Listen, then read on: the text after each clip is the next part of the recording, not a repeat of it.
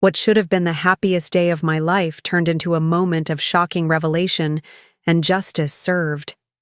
As I stood there in my white dress, facing the man I thought I knew, I never imagined I would be the one to expose his darkest secrets in front of everyone we knew. But sometimes, fate has a way of forcing your hand, and betrayal demands its own form of reckoning. The morning of June 15th sparkled with promise. Sunlight streamed through the stained glass windows of St. Michael's Cathedral, casting rainbow patterns across the marble floors where I would soon walk down the aisle. The historic church, with its soaring Gothic spires and century-old oak doors, stood majestically in downtown Boston, a testament to enduring love and sacred vows. Or so I thought. I stood in the bridal suite, surrounded by the soft rustle of silk and the gentle murmur of my bridesmaids' voices. My best friend Rachel was carefully adjusting my veil, her expert hands smoothing out every crease in the delicate lace that had once belonged to my grandmother. The ivory dress I'd spent months selecting hugged my figure perfectly, its pearl-encrusted bodice catching the light with every breath I took. "You look absolutely stunning, Vic," Rachel whispered, her eyes meeting mine in the antique full-length mirror. She'd been by my side through everything: college, my first heartbreak, and finally meeting James 3 years ago. If only I'd listened more carefully to her subtle concerns about him back then. The suite was filled with the sweet scent of peonies and garden roses, their pale pink petals echoing the blush in my cheeks. My mother had outdone herself with the flowers, ensuring every arrangement perfectly matched the romantic vision I'd dreamed of since childhood. On the vintage vanity lay my something borrowed, my aunt's diamond bracelet, something blue, a delicate sapphire anklet, something old, my grandmother's veil, and something new, the pearl earrings James had given me last Christmas before I knew the truth about where they really came from. My younger sister Olivia bounced around the room, her excitement palpable as she snapped photos on her phone, documenting every precious moment. "The guests are starting to arrive," she announced, peeking through the curtains. "And James's family is already here. His mother's wearing that incredible emerald dress she bought in Paris." At the mention of Paris, my stomach tightened imperceptibly. If they only knew what I'd discovered about James's business trip there last month. The weight of the USB drive hidden in my bouquet suddenly felt heavier, its contents burning a hole in my consciousness. But I pushed the thought aside, determined to maintain my composure for just a little longer. My father appeared at the door, his eyes growing misty as he took in the sight of me in my wedding dress. "Princess, you look." He trailed off, emotion catching in his throat. Dad had always been my rock, the man against whom I measured all others. If he only knew how his investment in James's firm had been misused, how the man he'd trusted, with both his daughter and his money, had betrayed that trust so completely. The church bells began to toll, their deep, resonant chimes marking the hour. In 15 minutes, I would walk down that aisle, face the man I had planned to spend my life with, and change everything. My hands trembled slightly as I adjusted my bouquet, feeling the hard edge of the drive nestled safely among the stems. "It's time for the final touches," Rachel announced, reaching for the delicate crystal flask of perfume, my signature scent that James had always loved. As she spritzed it gently around me, I caught sight of my reflection once more. The woman staring back at me wasn't just a bride preparing to make her vows. She was a woman preparing to take control of her own destiny. "Are you ready, sweetheart?" my mother asked, appearing at my side with a tissue already in hand, anticipating happy tears that would soon turn into something else entirely. "More ready than you know," I replied, my voice steady despite the storm brewing inside me. The irony wasn't lost on me, how I'd spent months planning every detail of this wedding, only to now be planning its spectacular demolition. Through the walls, I could hear the organist beginning the prelude, the familiar notes of Bach floating. through the air like a bittersweet reminder of all the dreams that would soon shatter. But as my bridesmaids lined up in their dusty rose gowns, their faces glowing with happiness for me, I knew that what I was about to do wasn't just for my own sake. It was for everyone who had ever been deceived by the charming facade of James Preston III. The moments before a wedding are supposed to be filled with butterflies of excitement, not the leaden weight of revenge. As Rachel helped me with my final preparations, I caught myself staring at my phone, at the last message I'd received from Sarah, James's business associate from London. The message that had started this whole unraveling 3 days ago. I thought you should know. It had begun and ended with attachments that made my world collapse. The proof was irrefutable. Bank statements, hotel receipts, photographs, and emails that painted a picture so different from the man I thought I was marrying that it felt like a surreal nightmare. But the nightmare was real, and James's perfectly crafted image of a successful, faithful entrepreneur was nothing but an elaborate lie. My father knocked on the door again, this time with the wedding coordinator, Marina, hovering anxiously behind him. 5 minutes until we start, Miss Preston-to-be, she announced with practiced cheerfulness. The irony of that title made my stomach turn. If she only knew that in less than an hour, the name Preston would be synonymous with scandal in Boston's elite social circles. Rachel sensed my tension, misinterpreting it as normal pre-wedding jitters. Hey, she whispered, adjusting my veil one last time. You've got this. Just think about the honeymoon. 2 weeks in the Maldives, just you and James. The Maldives. Another bitter pill to swallow. The luxury resort he'd booked, or claimed to have booked, had been paid for with money that wasn't his to spend. My father's investment, meant to expand James's technology firm, had instead funded a lifestyle of deception that spanned 3 continents. The bridesmaids were now gathering their bouquets, their excitement filling the room with a buzz of anticipation. My sister Olivia couldn't stop grinning as she checked her lipstick one last time. I can't believe my big sister's getting married, and to James Preston. Mom's still pinching herself that you're marrying into the Preston family. The Preston family. Old money, old connections, old secrets. James's mother, Caroline, had welcomed me with open arms, declaring me the perfect addition to their dynasty. Would she be so welcoming when she discovered how her son had been stealing from investors, including his own father-in-law-to-be, to cover his gambling debts and fund his double life? Marina appeared again, clipboard clutched to her chest. Places. Everyone. The guests are seated, and the groom is at the altar. She beamed at me. Mr. Preston looks so handsome in his tuxedo. You're such a lucky bride. Lucky. I caught my reflection in the mirror one last time. The woman staring back at me wore the perfect mask of bridal serenity, but underneath, she was steel and fire. The USB drive in my bouquet contained not just evidence of James's financial fraud, but proof of everything else. The other women, the secret accounts, the web of lies he'd woven while playing the role of devoted fiancé. The first notes of the bridal chorus began to float through the air. My bridesmaids lined up in their practiced order, ready to proceed down the aisle. This was it. The point of no return. Ready, princess? My father asked, offering his arm. His proud smile made my heart ache. He had no idea that in trying to protect me from the truth about James, he'd given me the strength to expose it instead. I've never been more ready, Dad, I replied, taking his arm. The weight of the USB drive pressed against my palm through the bouquet stems, a small but powerful reminder of what needed to be done. As the doors to the main chapel began to open, I took one last deep breath.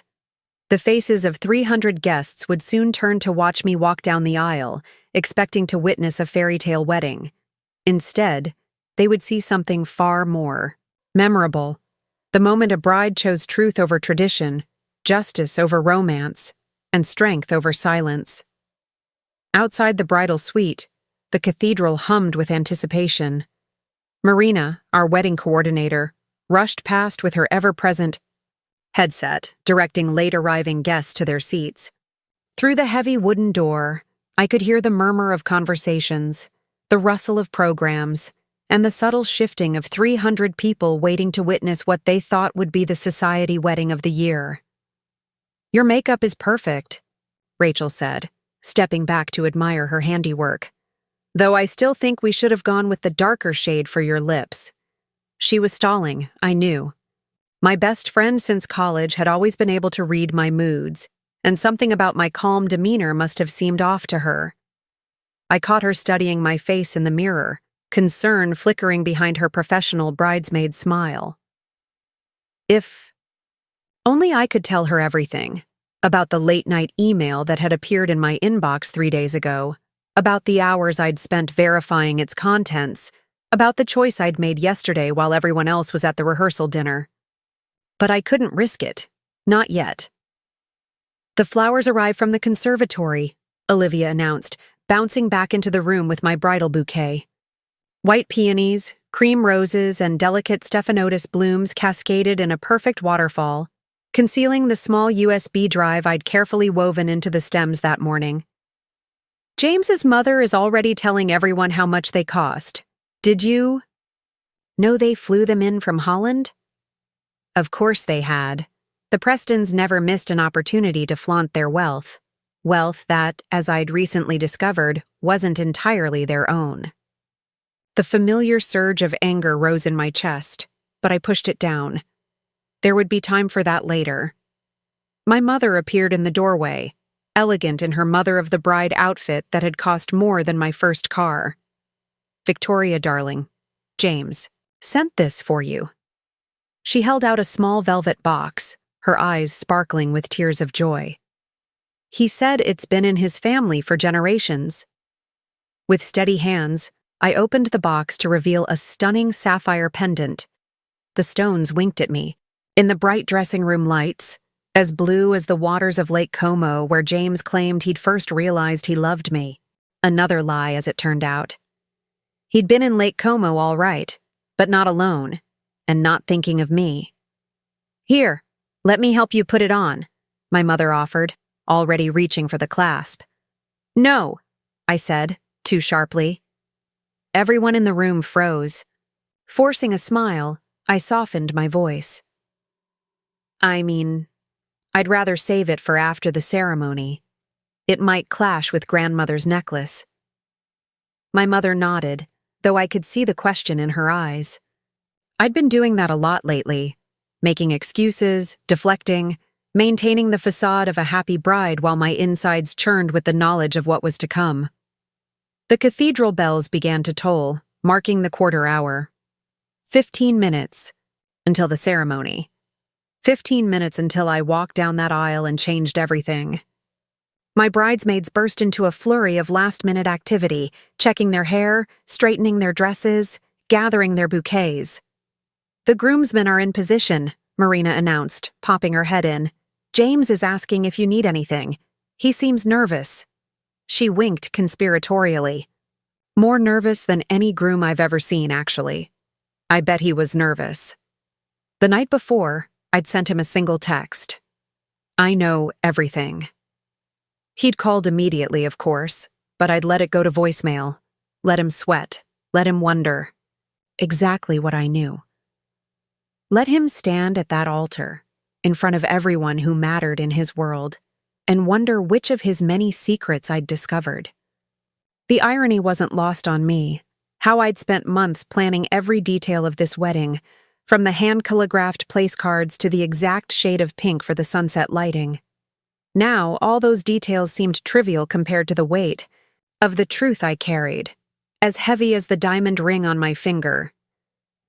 "It's almost time," my father said, appearing in his perfectly tailored tuxedo. He looked so proud, so happy to be giving his daughter away to a man he thought was worthy. A man he'd trusted with not just his daughter's future, but with millions in investment capital. The thought of his coming disappointment made my throat tight, but it also strengthened my resolve.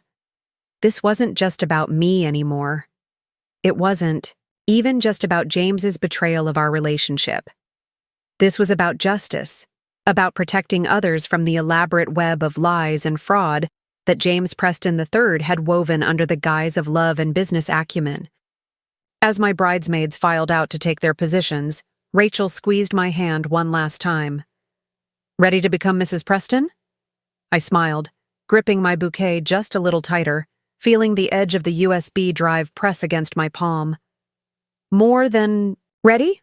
I replied, and for the first time that day, it wasn't a lie.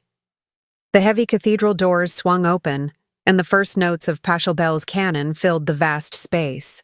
Through the gauzy veil, I could see the backs of everyone's heads turning, expecting to witness that magical moment when a bride first appears. The afternoon sun streamed through the stained glass windows, casting ethereal patterns across the marble floor where my bridesmaids now gracefully processed.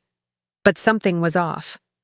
From my position in the narthex, I could see James at the altar, phone in hand, typing frantically. His best man, Michael, was leaning in, whispering something, urgent in his ear. Even from this distance, I could see the color draining from James's face. "Is everything all right?" my father whispered, feeling my slight hesitation. "Perfect," I replied, tightening my grip on my bouquet. I knew exactly what was happening.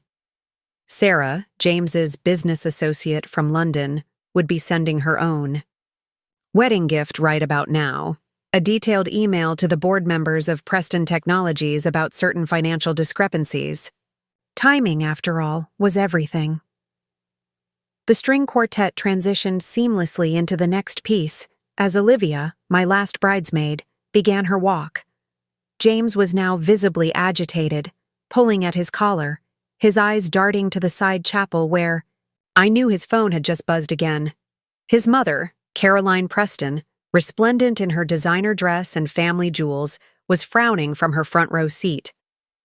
"Darling," my mother touched my arm, her voice barely a whisper. "You're shaking. Are you cold?" I wasn't shaking from cold, but from anticipation. 3 days ago, when that first anonymous email had landed in my inbox, I'd been the one shaking, from shock and betrayal. Now it was James's turn to feel his carefully constructed world trembling beneath his feet. Marina appeared at my elbow, her professional smile slightly strained. "There's a small, technical issue," she murmured. "The groom is requesting a 5-minute delay. Something about an urgent business matter?" "No," I said firmly, surprising both Marina and my parents. "No delays. Everything proceeds as planned." My father squeezed my arm appreciatively, misinterpreting my decisiveness as bridal enthusiasm. If he only knew that every minute we waited was another minute for James to potentially escape the reckoning that was coming. The first notes of the bridal march began to play. This was it. My father and I stepped into position, and I could feel 300 pairs of eyes fixed upon me. Through my veil, I could see James's sister dabbing at her eyes with a handkerchief, his father beaming with paternal pride, and Rachel watching me with that same worried expression she'd worn all morning. As we began our procession down the aisle, I caught glimpses of familiar faces, college friends, business associates, society matrons who'd followed the Preston family's success for generations. They all wore expressions of joy and anticipation, completely unaware that they were about to witness something far more dramatic than a simple exchange of vows. Halfway down the aisle, I saw James's cousin Bradley slip into the back of the church, late as usual. But instead of taking his seat, he remained standing, phone pressed to his ear, his face growing increasingly alarmed. Another piece falling into place. The financial records I'd sent to the SEC would be hitting the news feeds any minute now. James was now shifting from foot to foot, his face a mask of barely contained panic. Michael kept glancing between him and his own phone, which was lighting up with notifications. In the front row, Caroline Preston's frown had deepened into a scowl as she noticed the growing tension at the altar. My father's steady pace kept us moving forward, each step bringing us closer to the moment of truth. The cathedral's acoustics carried the faintest whispers of confusion from the guests who had begun to notice something wasn't quite right. The perfect Preston family wedding was showing its first cracks, visible to anyone paying attention. Through it all, I maintained my serene bridal smile, though my heart was pounding so hard I was sure Rachel could hear it from her position at the altar. The USB drive in my bouquet seemed to pulse with its own energy, waiting for its moment to destroy the elaborate facade James had built. As we reached the altar steps, I saw James's phone light up one final time. His sharp intake of breath told me he'd just received the message I'd scheduled to be delivered at exactly this moment. A single photo, taken 6 months ago at the Plaza Hotel in New York, showing him with not one but two of his other women, paid for with embezzled funds from his father-in-law's investment. "Who gives this woman to be married?" the priest intoned, his voice echoing through the suddenly hushed cathedral. My father stepped forward, ready to speak the traditional words that would hand me over to James Preston III. But before he could utter a sound, the heavy wooden doors at the back of the church burst open. Detective Sarah Martinez strode down the center aisle, her badge glinting in the cathedral light, flanked by 2 uniformed officers. The collective gasp from 300 guests created a rush of whispers that echoed off the vaulted ceiling. James's face, already pale, now turned ashen.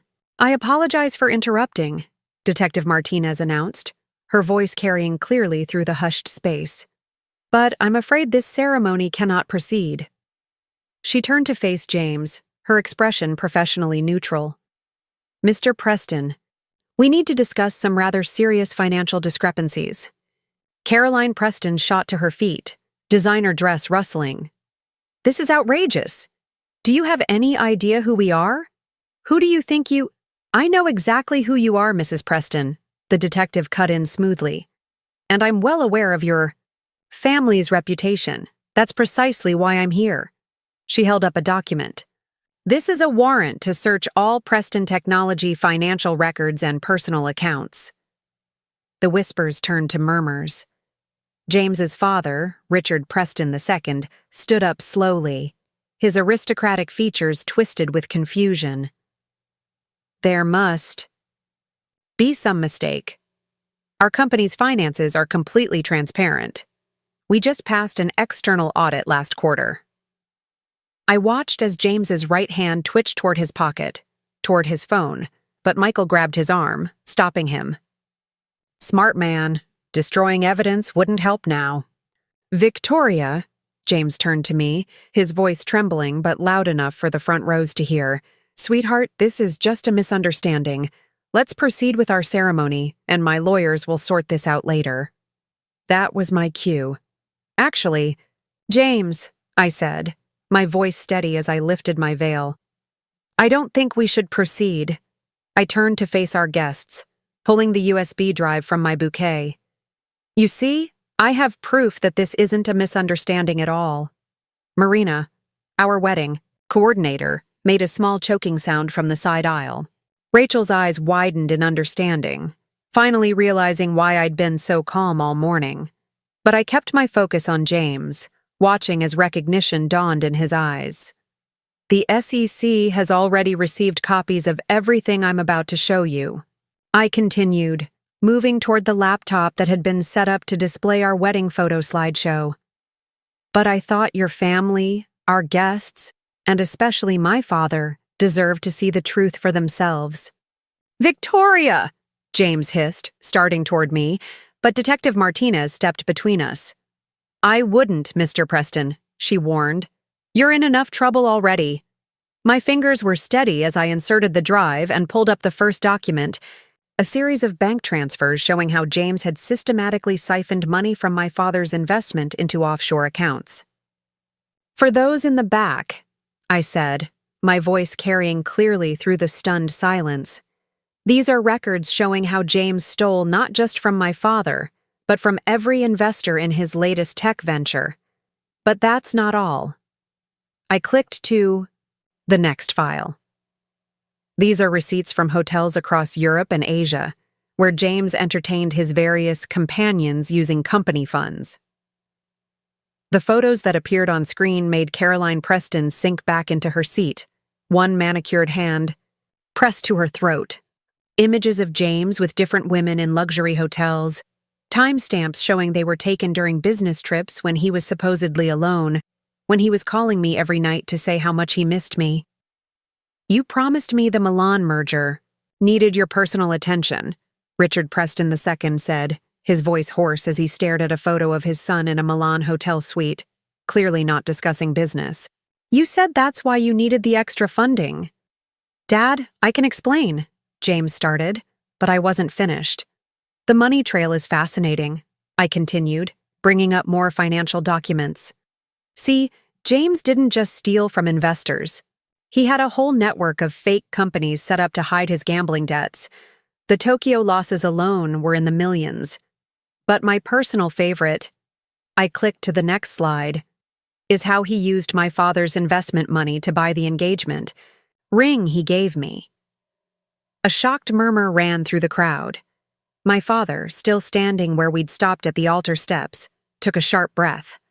I turned to him, feeling tears finally beginning to burn in my eyes. "I'm so sorry, Dad. I only discovered all this 3 days ago. But once I knew, I couldn't let him keep deceiving everyone. I couldn't let him steal from more people, hurt more families." "You bitch," James snarled, his charming facade finally cracking completely. "You think you're so clever? You have no idea what you've done. I'll make sure you regret—" "Mr. Preston," Detective Martinez interrupted sharply, "I strongly advise you to stop talking. Officers, please secure the exits. No one leaves until we've gathered all devices containing potential evidence." Next few minutes were chaos. Caroline Preston was wailing about family reputation, Richard Preston II was demanding answers from his son, and various guests were either trying to leave or pressing forward to see the evidence still displayed on screen. Through it all, I stood firm, my bouquet now hanging loosely at my side, its weight so much lighter without the USB drive. The cathedral erupted into pandemonium. Guests who had come expecting champagne and cake were now witnessing the implosion of Boston's most prestigious family. Phones were out, recording everything despite the officers' attempts to maintain order. Tomorrow's headlines were being written in real time by the society columnists who had come to cover a fairy tale wedding. "Everything we built," Richard Preston, A's voice cut through the chaos as he confronted his son. "3 generations of trust in this community, and you—" His voice broke, decades of pride crumbling before my eyes. "How much? How much did you steal?" Before James could answer, his sister Charlotte pushed through the crowd. "It's not just the money, Dad," she said, her voice shaking. "I found something else." She thrust her phone toward Detective Martinez. "Those fake companies James set up? They've been laundering money for some very dangerous people. I started investigating when Victoria's message came through this morning." James lunged for the phone, but the officers were faster, restraining him as he finally showed his true colors. "You're my sister," he shouted, face contorted with rage. "You're supposed to be on my side." "I'm on the side of the truth," Charlotte replied, tears streaming down her face. "Just like Victoria. God. James, there are kids' college funds in those investments. Retirement accounts. People trusted you. We trusted you." My father had been silent throughout all of this, still standing where he'd been about to give me away. Now he stepped forward, his face a mask of controlled fury. "The ring," he said quietly, looking at my left hand.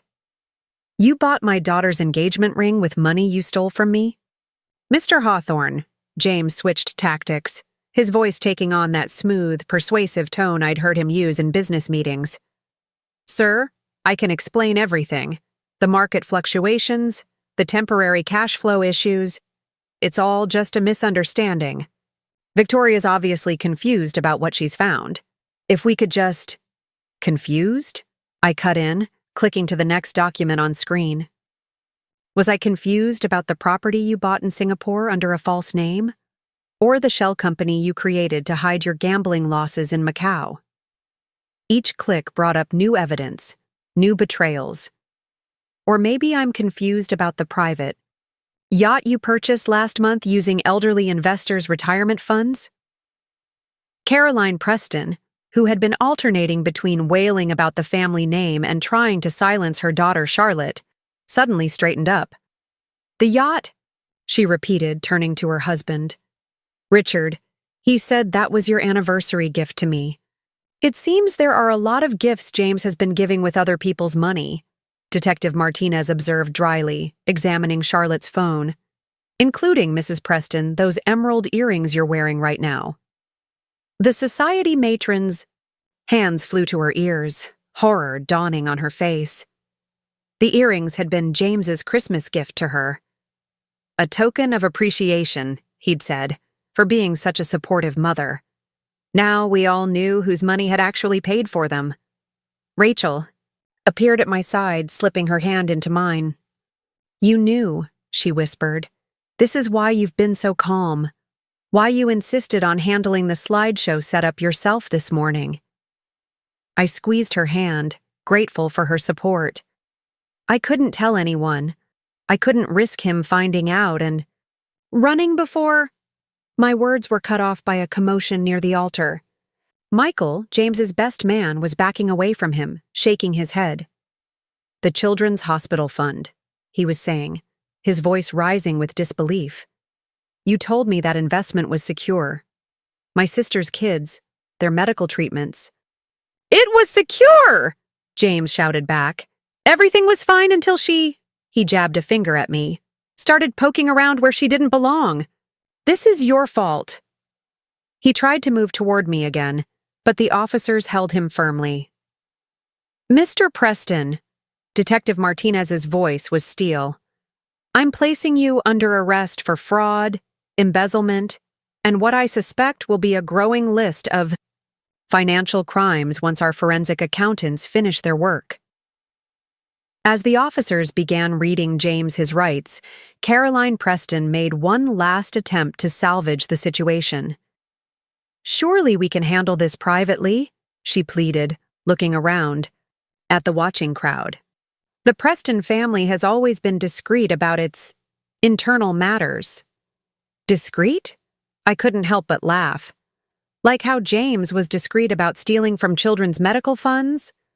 Or discreet about using my father's money to fund his affairs? I turned to address the murmuring crowd. "The time for discretion is over. Too many people have been hurt, too many lives affected. The truth needed to come out." As the officers began to escort James toward the cathedral doors, a new voice cut through the chaos. "Wait!" Sarah Chen, our head of accounting at Preston Technologies, pushed through the crowd. She clutched a laptop to her chest, her usual professional composure cracking. "There's more. So much more." James went rigid, his face draining of what little color remained. I knew that look. It was the same expression he'd worn when I'd confronted him about the first set of suspicious transactions I'd discovered. But this time, there was no smooth explanation, no plausible denial ready on his silver tongue. Sarah set her laptop on the altar, an irony not lost on anyone, and began pulling up files. I've been tracking discrepancies for months, but he always had explanations. Always had documentation that seemed to check out. But after I received Victoria's email this morning, she looked at me, understanding dawning in her eyes. "You knew to look offshore, didn't you? That's how you found what I missed." I nodded. The Cayman Islands accounts were just the beginning. Once I started looking into his private email servers. "The Cancer Research Fund," Sarah interrupted, her voice breaking. "He didn't just take from the Children's Hospital Fund, the Preston Family Foundation's entire cancer research grant program." She turned to Richard Preston II, whose face had gone as ashen as his son's. "Sir, the money never made it to the research facilities, any of it, for the past 3 years." The collective gasp from the assembled guests was like a physical force. The Preston Family Foundation's cancer research program was legendary in Boston. They'd been featured in medical journals, praised for their generous support of breakthrough treatments. Lives had been saved, or so everyone thought. Caroline Preston swayed on her feet, reaching for a pew to steady herself. "But the reports," she whispered. "All those quarterly reports showing the progress, the breakthroughs." "Fabricated," Sarah confirmed, pulling up document after document. "The real research facilities haven't received funding since James took over the foundations. Financial oversight? The money went to accounts in Dubai, Singapore, Switzerland." She looked at Detective Martinez. "I have everything documented here." Michael, still standing by the altar, looked like he might be sick. "The testimonials," he said. "Those patients who came to the foundation's fundraiser last month, talking about how the treatments saved their lives." "Actors," I said quietly. "I found the casting agency payments hidden in the foundation's administrative expenses files." The revelation hit the assembled crowd like a physical blow. These weren't just financial crimes anymore. These were lives directly affected, hopes crushed, real people denied potentially life-saving treatments. I watched as the truth of it rippled through the church, turning shocked expressions to ones of horror and disgust. Richard Preston II sank into a pew, decades of pride and accomplishment crumbling before his eyes. "My father started that program," he said, his voice hollow. "After my sister, your Aunt Grace, died of breast cancer. He promised her on her deathbed that our family would help find a cure." He looked at his son with devastation etched into every line of his face. "How could you?" James, still restrained by officers, had dropped all pretense of innocence.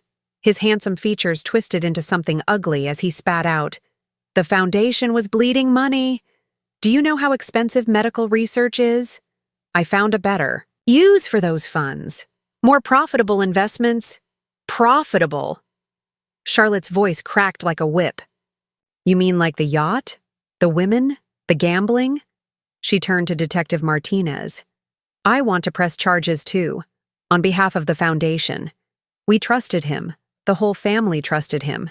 And he—" "It's all documented," Sarah said, still pulling up files. "Every transaction, every fake report, every diverted donation." She looked at me. Victoria wasn't the only one keeping receipts. The weight of what James had done, the true scope of his betrayal, seemed to finally hit Caroline Preston. She stood up, designer dress wrinkled, perfect makeup streaked with tears, and walked slowly to where her son stood. For a moment, everyone held their breath, wondering if she would defend him one last time. Instead, she reached up and removed her emerald earrings, the ones he'd bought with stolen money, and dropped them into Detective Martinez's hand. "Take them," she said, her voice shaking but clear. "Take everything he bought with those funds. The Preston family will make this right."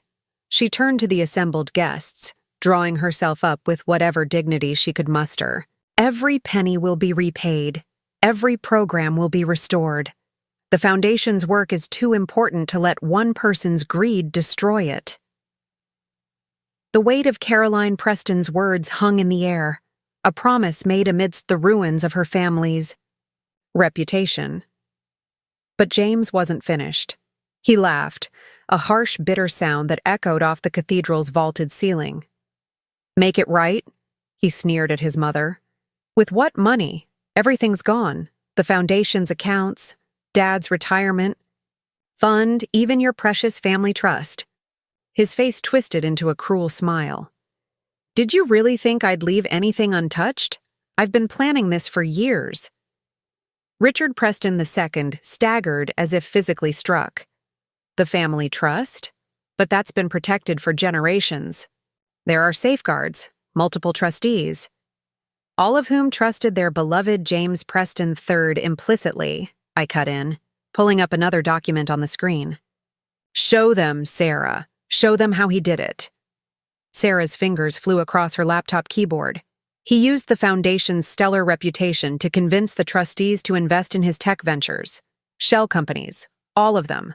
The money was moved through so many accounts that by the time anyone noticed, "It's not just gone," Charlotte added, her voice hollow as she stared at her phone. "He leveraged it. All of it. The debts." She looked up, face pale. "We're not just broke. We're worse than broke." The murmurs from the assembled guests grew louder.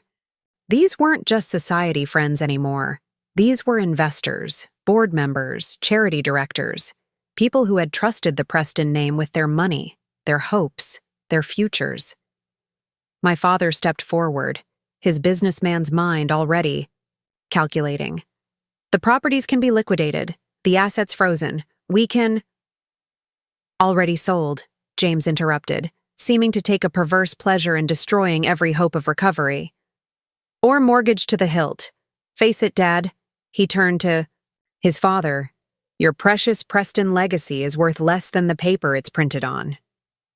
Detective Martinez signaled to her officers, "I think we've heard enough. Mr. Preston, we'll be adding wire fraud and criminal conspiracy to your charges." But before they could lead him away, Reverend Matthews, who had been standing silently by his pulpit throughout the revelations, spoke up. "There's one thing I don't understand, James." His gentle voice carried surprising authority. "Why? You had everything: family, position, the love of a good woman. Why throw it all away?" For the first time, I saw something flicker across James's face. Not remorse exactly, but perhaps a shadow of recognition of all he'd lost. Then it was gone, replaced by that cold smugness I'd come to recognize as his true nature. "Because I could," he said simply. "Because you all made it so easy." The loving fiancé? He looked at me with contempt. So trusting, so eager to believe in our perfect love story. The proud parents, so quick to hand over the reins to their precious son. The society friends, so impressed by the Preston name they never questioned where the money came from. "And the patients?" Sarah demanded. "The sick children who needed those research funds?" James shrugged, the gesture so casual it made my stomach turn. "Collateral damage. Business is business." The collective intake of breath from the assembled guests was like a physical force. Any sympathy, any inclination to view this as a misunderstanding, or a temporary lapse in judgment, evaporated with those words. Rachel stepped forward, tears streaming down her face. "I introduced you to Victoria. I vouched for you. All those times she came to me with little doubts, little worries. I told her she was being paranoid, that you were one of the good ones." "Oh, spare me the dramatics," James rolled his eyes. "You were all so willing to be fooled. The perfect Preston prince, the charitable foundation, the fairy tale romance. You wanted to believe in it so badly, you ignored every red flag." "Not every red flag," I said quietly, drawing his attention back to me. "I saw them. I just needed proof." I turned to the assembled guests. "That's why today had to happen. This way." A private confrontation wouldn't have been enough. He would have found a way to spin it, to maintain the facade. The truth needed witnesses. Caroline Preston had been silent since her promise to make things right. Now she walked slowly to the altar, picked up her son's abandoned boutonniere, and let it fall to the ground. "Take him away," she said to the officers, her voice steady despite her tears. "The Preston name might be ruined, but at least now we can stop living a lie." As the officers finally began to lead James toward the door, he called back over his shoulder. "You'll regret this, Victoria. When the dust settles, when everyone sees how you destroyed this family—" "No, James," I interrupted, my voice carrying clearly through the hushed cathedral. "You destroyed this family. I just exposed the truth. There's a difference." As the heavy cathedral doors closed behind James and the officers, the enormity of what had just happened seemed to crash down on everyone at once. The magnificent church, decorated for what should have been Boston's wedding of the year, now felt more like a crime scene. Which, in a way, it was. Marina, our wedding coordinator, was the first to break the shocked silence. I suppose I should. Cancel. The reception? Her voice wavered as she clutched her clipboard like a shield. 300 guests, a 5-star hotel ballroom, a 12-piece orchestra, all the trappings of a celebration that would never happen. Yes, I said quietly. But first, make sure everyone knows they're needed here. I turned to Detective Martinez. You'll need statements, I assume? And contact information for all the investors present? The detective nodded, already organizing her team. Anyone who invested in Preston Technologies or donated to the foundation in the last 5 years should stay. We'll need to document everything. Richard Preston II had not moved from his pew, his proud shoulders now bent under the weight of his son's betrayal. Charlotte sat beside him, one hand on his arm, the other still clutching her phone with its damning evidence. "Daddy," she said softly, "we need to call the board. And the other trustees. They need to hear it from us before it hits the news." At the word news, several society reporters who had come to cover the wedding were already rushing for the exits, phones in hand.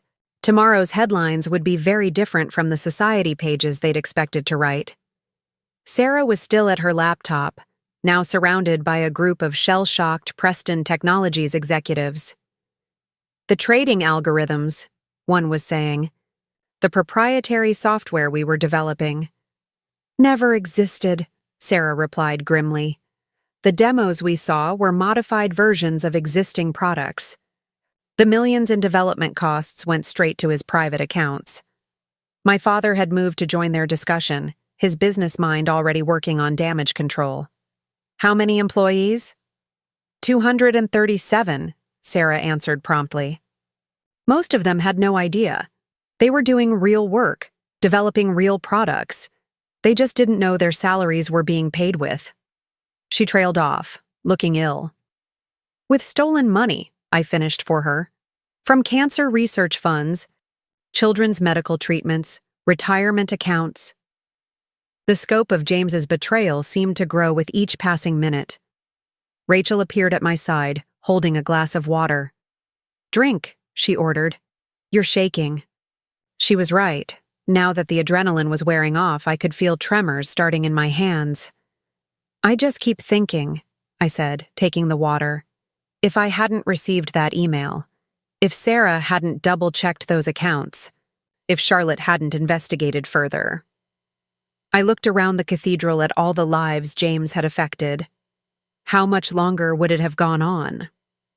Caroline Preston overheard me.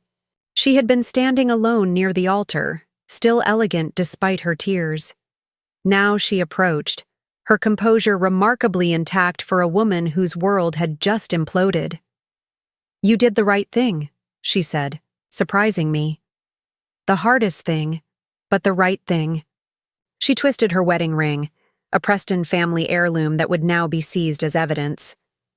I kept ignoring the signs, the late-night phone calls, the mysterious business trips, the way the Foundation's reports never quite added up. She straightened her shoulders. "Well, no more hiding.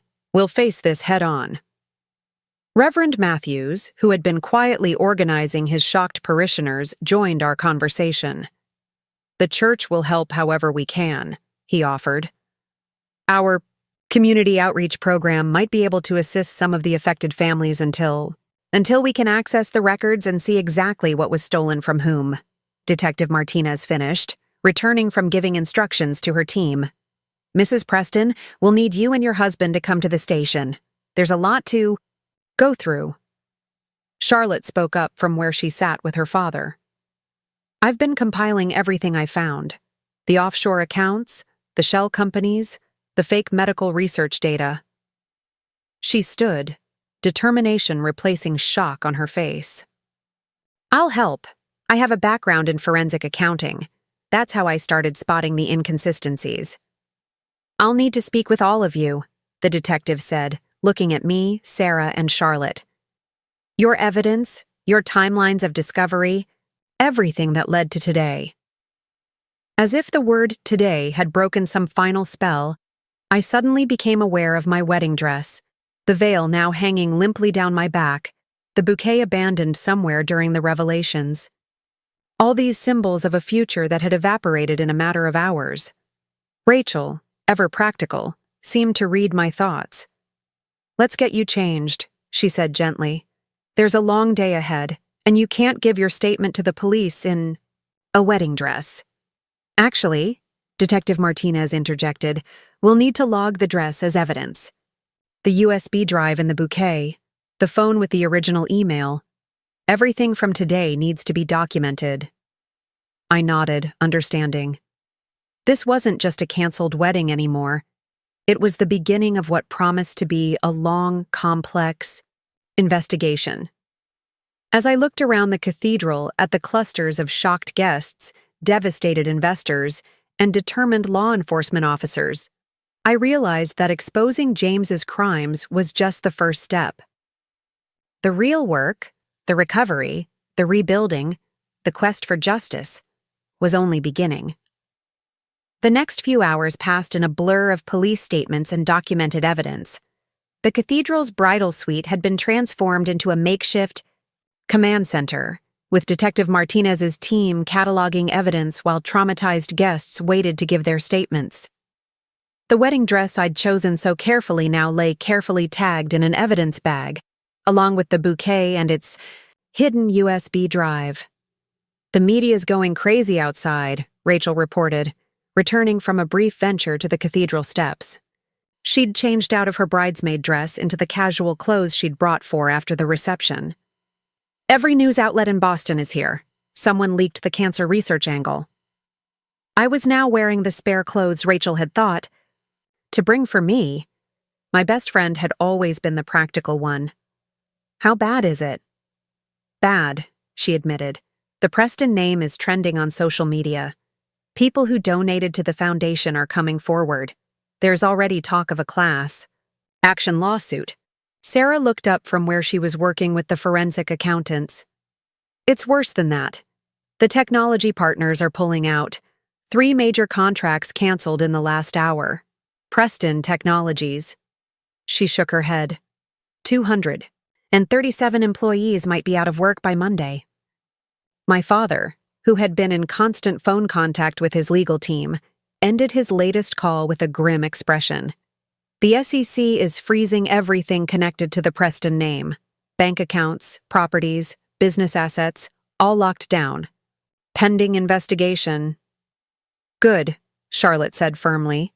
She'd been working non-stop, providing investigators with access to all the evidence she'd gathered. "We need to stop any more money from disappearing." James had fail-safes in place, programs designed to transfer funds if certain accounts were accessed. We caught most of them, but we might never recover everything, Detective Martinez finished.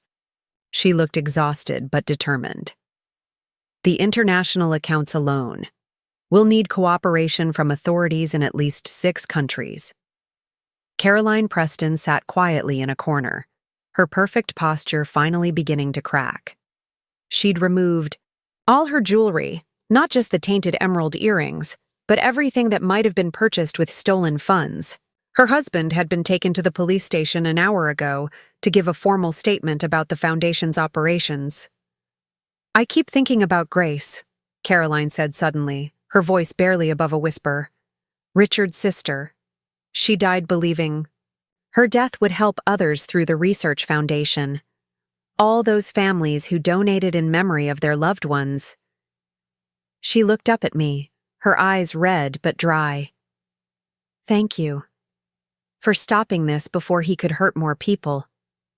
A young officer appeared in the doorway.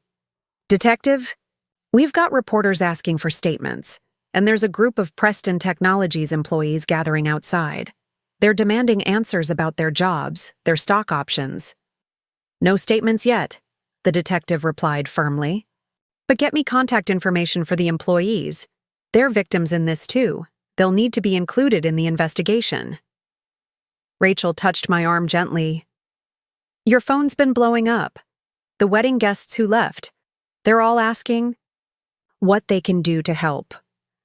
I looked at my phone for the first time in hours. Hundreds of messages, missed calls, social media notifications. The story was spreading like wildfire through Boston's social circles and beyond. But among the chaos, I saw something emerging. Offers of help, promises of support, people reaching out to connect with others who'd been affected. We need to organize this, I said, a plan forming. All these people wanting to help. We need to channel it properly. I turned to Sarah. The employees at Preston Technologies, they're innocent in all this. They did real work, developed real products. Sarah nodded, understanding where I was going. The intellectual property is there, even if the company structure was corrupt, with proper funding, proper management. My firm might be interested, my father spoke up. Not in the Preston name, obviously, but in the legitimate technology and the employees behind it. If we could structure a new company. Charlotte had been listening intently. I can help with that. I know which projects were real and which were just fronts for James's schemes. We could salvage the genuine innovations, protect the jobs. And the foundation? Caroline asked quietly. All those research programs, the medical trials. We start over, I said firmly. New name, new structure, complete transparency. The mission was always good. Helping cancer patients, funding research. The corruption was in the execution, not the idea. Detective Martinez watched this exchange with interest. You're all thinking long-term. That's good. But first, she held up a thick stack of statements. We need to make sure justice is served. Your testimony, the evidence you gathered, it's going to be crucial in making sure James and anyone who helped him face consequences. A commotion outside drew our attention. Through the window, I could see more news vans arriving, more reporters, gathering. The story was growing, evolving from a scandalous wedding cancellation into something much bigger. A story about corruption, betrayal, and hopefully, eventual redemption. They're going to want to hear from you, Rachel said softly. All of you. The jilted bride who exposed the truth, the sister who helped bring down her own brother's schemes, the employees and investors who were deceived, the mother who chose justice over family loyalty. Let them wait, I replied, turning back to the work at hand. Right now, we focus on facts, on evidence, on helping the people who were hurt. The story can wait. The truth is what matters. By evening, the cathedral had emptied of all but the core group of people dealing with the immediate aftermath. The magnificent floral arrangements that had cost a fortune, likely paid for with stolen money, were wilting in the warm June air. Outside, the media circus continued to grow, but inside, exhaustion had settled over everyone like a heavy blanket. The initial estimates are in, Sarah said, looking up from her laptop with reddened eyes. Just from what we can trace so far. Over $50 million. The Cancer Research Foundation, the technology company, private investors, the family trust. She shook her head, still struggling to comprehend the scope of it. Charlotte, who had been on the phone with the company's board members for the past hour, finally ended her call. They're calling an emergency meeting for tomorrow morning. The board wants to dissolve Preston Technologies completely. No, I said, surprising myself with the firmness in my voice. Everyone in the room turned to look at me. We can't let that happen. 237 families depend on those jobs. Real people who did honest work. My father nodded slowly. Victoria's right. Dismantling the company punishes the wrong people. He pulled out his phone. Let me make some calls. There are venture capital firms that might be interested in acquiring the legitimate assets, keeping the workforce intact under new management. Caroline Preston, who had been silent for the past hour, spoke up. Use my connections too. Her voice was hoarse but determined. The Preston name might be toxic now, but I still know every major player in Boston's business community. If we can save those jobs. She trailed off, then straightened her shoulders. It won't make up for what James did, but it's a start. Detective Martinez returned from her latest phone call with the prosecutor's office. James is being held without bail, she announced. The evidence is overwhelming and they're concerned about flight risk. He had a go bag in his office. Cash, fake passports, the works. Of course he did, Charlotte said bitterly. He probably planned to run as soon as he had access to my father's retirement accounts. The wedding was just his cover for the final phase of his scheme. The realization hit me hard. The wedding, my wedding, had never been about love or commitment. It had been just another con in James's elaborate fraud. Every kiss, every promise, every moment we'd shared, all calculated steps in his master plan. Rachel must have seen something in my face because she was instantly at my side. Don't, she said firmly. Don't let him take anything more from you, not even memories. There's someone here to see you, Ms. Hawthorne. A young officer appeared in the doorway. A Dr. Eleanor Chen from Mass General? She says it's about the Research Foundation. I looked at Caroline, who nodded. Let her in. Dr. Chen turned out to be a petite woman in her 50s, still wearing her lab coat. Her face was familiar from Foundation events, though now I wondered if she'd been one of the real researchers or part of James's elaborate deception. I came as soon as I heard, she said, looking around the room. The news about the foundation, about the missing research funds. She took a deep breath. I have 3 clinical trials running right now. 78 patients depending on treatments that were supposed to be funded through next year. The weight of what James had stolen, not just money but hope, lives, futures, settled over the room like a physical presence. Tell me what you need, Caroline said, rising from her chair. Exact numbers, timelines, everything. There are other funding sources we can approach, emergency grants. I have connections at other foundations, my father added. If we explain the situation, document the trial's progress. Sarah was already pulling up spreadsheets. We should create a complete list of all affected medical programs, prioritize by immediate need, patient impact. I watched as the room transformed, exhaustion giving way to purpose.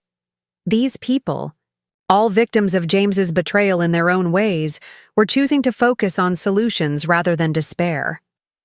Victoria, Dr. Chen turned to me. The media's calling you a whistleblower, a hero. But I need to know, are you in this for the long haul? Because rebuilding what was destroyed, making this right, it's going to take time. Years, maybe. I thought about the life I'd planned, the honeymoon in the Maldives, the future as Mrs. James Preston III, the comfortable existence as part of Boston's elite. That dream had been built on lies, but maybe its destruction could lead to something more meaningful. I'm in, I said firmly. Whatever it takes, these people deserve justice, and more importantly, they deserve help. Rachel squeezed my hand. You're not alone in this. None of you are, she added, looking around the room at the unlikely alliance that had formed in the wake of disaster. The jilted bride, the betrayed sister, the devastated mother, the dedicated professionals, all united in the desire to make things right. Outside, the sun was setting over Boston, casting long shadows through the cathedral's stained glass windows. The day that had begun with dreams of a perfect wedding was ending with something very different. Not a fairy tale ending, but perhaps the beginning of something more important, a chance to turn betrayal into redemption, to transform pain into purpose. The morning after the wedding-turned exposé dawned cold and gray, fitting the mood that hung over Boston's financial district. I sat in my father's office conference room, surrounded by legal teams, forensic accountants, and crisis management specialists. The wall-mounted TVs were tuned to different news channels, all running variations of the same headline. Preston. Empire crumbles. Cancer research funds stolen in massive fraud scheme. The press is calling it the wedding that saved lives, Rachel said, sliding a coffee across the table to me. She'd stayed the night at my apartment, fielding calls and protecting me from the media frenzy that had erupted outside my building. They're painting you as some kind of avenging angel in a wedding dress. Let them, Sarah interjected, not looking up from her laptop where she was compiling financial records. Public sympathy is crucial right now. We need investors to understand they were victims of fraud, not just bad business decisions. The door opened, and Charlotte walked in, looking exhausted but determined. She'd spent the night working with the FBI's Financial Crimes Unit, mapping out her brother's network of fake companies and offshore accounts. They found another shell corporation in Singapore, she announced. This one linked to a series of cryptocurrency transactions. James was apparently planning something big for next month. The company's annual charity gala, Caroline Preston supplied, entering behind her daughter.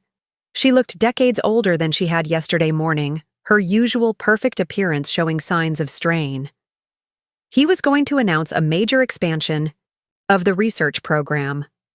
More fake trials, more diverted funds, which means more potential victims we managed to save, my father pointed out. He'd been up all night with his investment team, working to protect what assets they could and identify ways to help the affected employees. The damage is bad, but it could have been much worse. The conference room door opened again, and Detective Martinez entered with a new face, a federal prosecutor named Adams. We've got James on multiple counts of wire fraud, money laundering, and embezzlement, Adams announced without preamble. But we're here because we need to discuss something else. He's offering a deal. The room went silent. Caroline's hand flew to her throat, and Charlotte's face hardened. What kind of deal? I asked, though I already had a suspicion. He claims there are more accounts we haven't found, Martinez explained. More money hidden away. He's willing to reveal their locations in exchange for a reduced sentence. He's lying, Charlotte said immediately. This is another manipulation. He's trying to maintain control, keep us dancing to his tune. Maybe, Adams acknowledged. But we have to consider the possibility that he's telling the truth. There are cancer patients waiting for treatments, employees who need their pensions restored. No, I said firmly, standing up. This is exactly how he operates. He dangles hope, makes people desperate, then uses that desperation to manipulate them. I turned to Sarah. How many accounts have we found so far? Sarah consulted her records. 37 confirmed, another 12 suspected, based on the transaction patterns. And how did we find them? I pressed. Through the documentation you gathered, she replied. The email trails, the bank records. Exactly. I faced Adams. We don't need James's cooperation. The evidence is there. We just have to keep digging. If we take his deal, he wins. He gets to keep playing. Games keep controlling the narrative. Caroline stood up slowly. Victoria's right. My son. He's been playing games his whole life, making people depend on him, trust him, then using that trust as a weapon. No more. Rachel, who had been quiet, suddenly spoke up. There's something else to consider. The media angle. All eyes turned to her. Right now, public sympathy is with the victims. The moment we cut a deal with James, that narrative changes. People will start wondering what else we're hiding, why we're willing to negotiate with someone who stole from cancer patients. The prosecutor looked thoughtful. You make valid points, but the recovery process would be faster with his cooperation. Some things are more important than speed, my father said quietly. like showing other potential fraudsters that they can't manipulate their way out of consequences. Dr. Chen, who had been sitting silently in the corner reviewing patient files, finally spoke. "My patients can't wait forever," she said, her voice tight with emotion. "But they also deserve real justice. And if there's one thing I've learned in cancer research, it's that sometimes the hardest path is the right one." A knock at the door interrupted us. A young assistant entered with a tablet. "You need to see this," she said, pulling up a news feed. "James's cellmate just gave an interview to the morning shows." We watched in stunned silence as the interview played out. James, it seemed, had spent the night boasting about his schemes, bragging about how he'd manipulated everyone around him. He'd called me a naive little rich girl who had gotten lucky in exposing him. "Well," Charlotte said into the silence that followed, "I guess he just made our decision easier. No deals." Detective Martinez nodded. "I'll inform the prosecutor's office. We do this the hard way.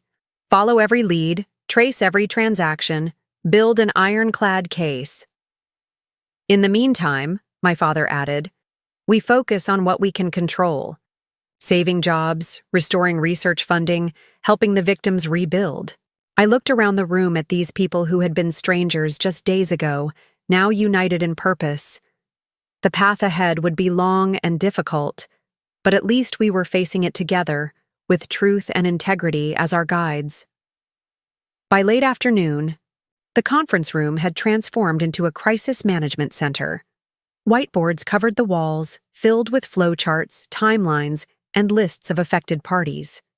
The Preston scandal had sent shockwaves through Boston's business and philanthropic communities, and the ripple effects were still expanding. "Another research facility just reached out," Sarah announced, adding to our growing list. They were promised funding for a breast cancer trial starting next month. 30 patients already enrolled.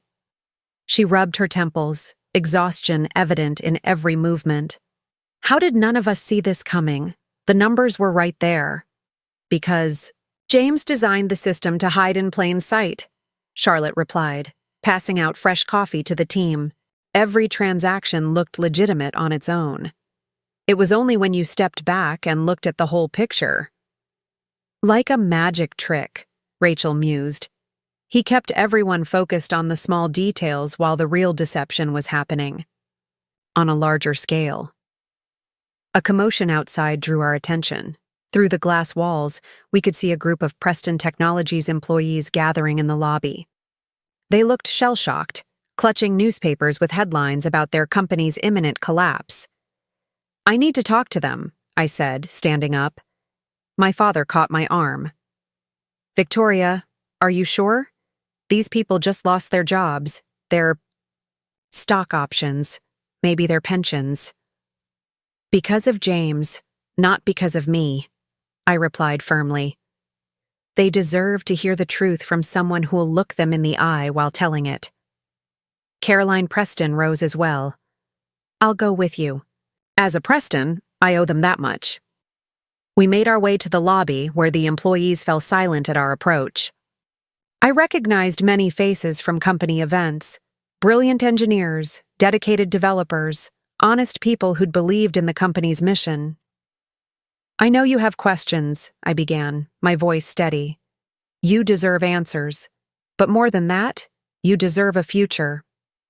That's why we're working with venture capital firms to preserve the valid projects, to transfer the legitimate intellectual property to new ownership." "What about our families?" a voice called out. "My daughter's starting college in the fall. Her scholarship was through the Preston Foundation." "The foundation's legitimate assets are being transferred to a new trust," Caroline stepped forward.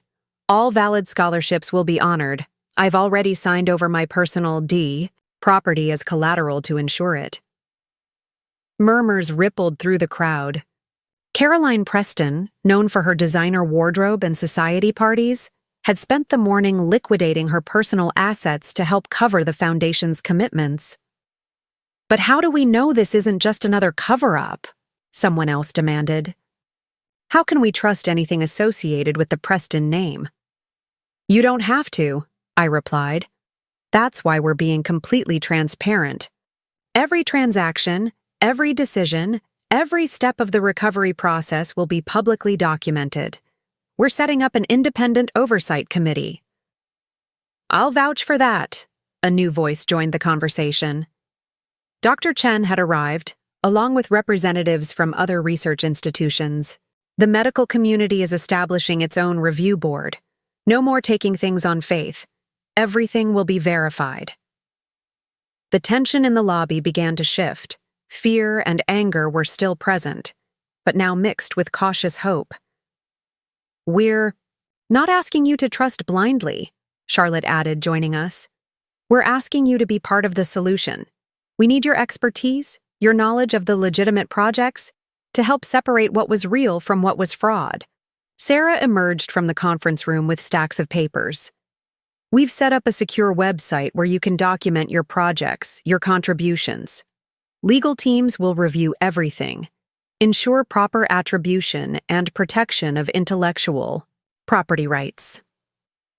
As the crowd began to engage, asking practical questions and offering information, Rachel touched my arm.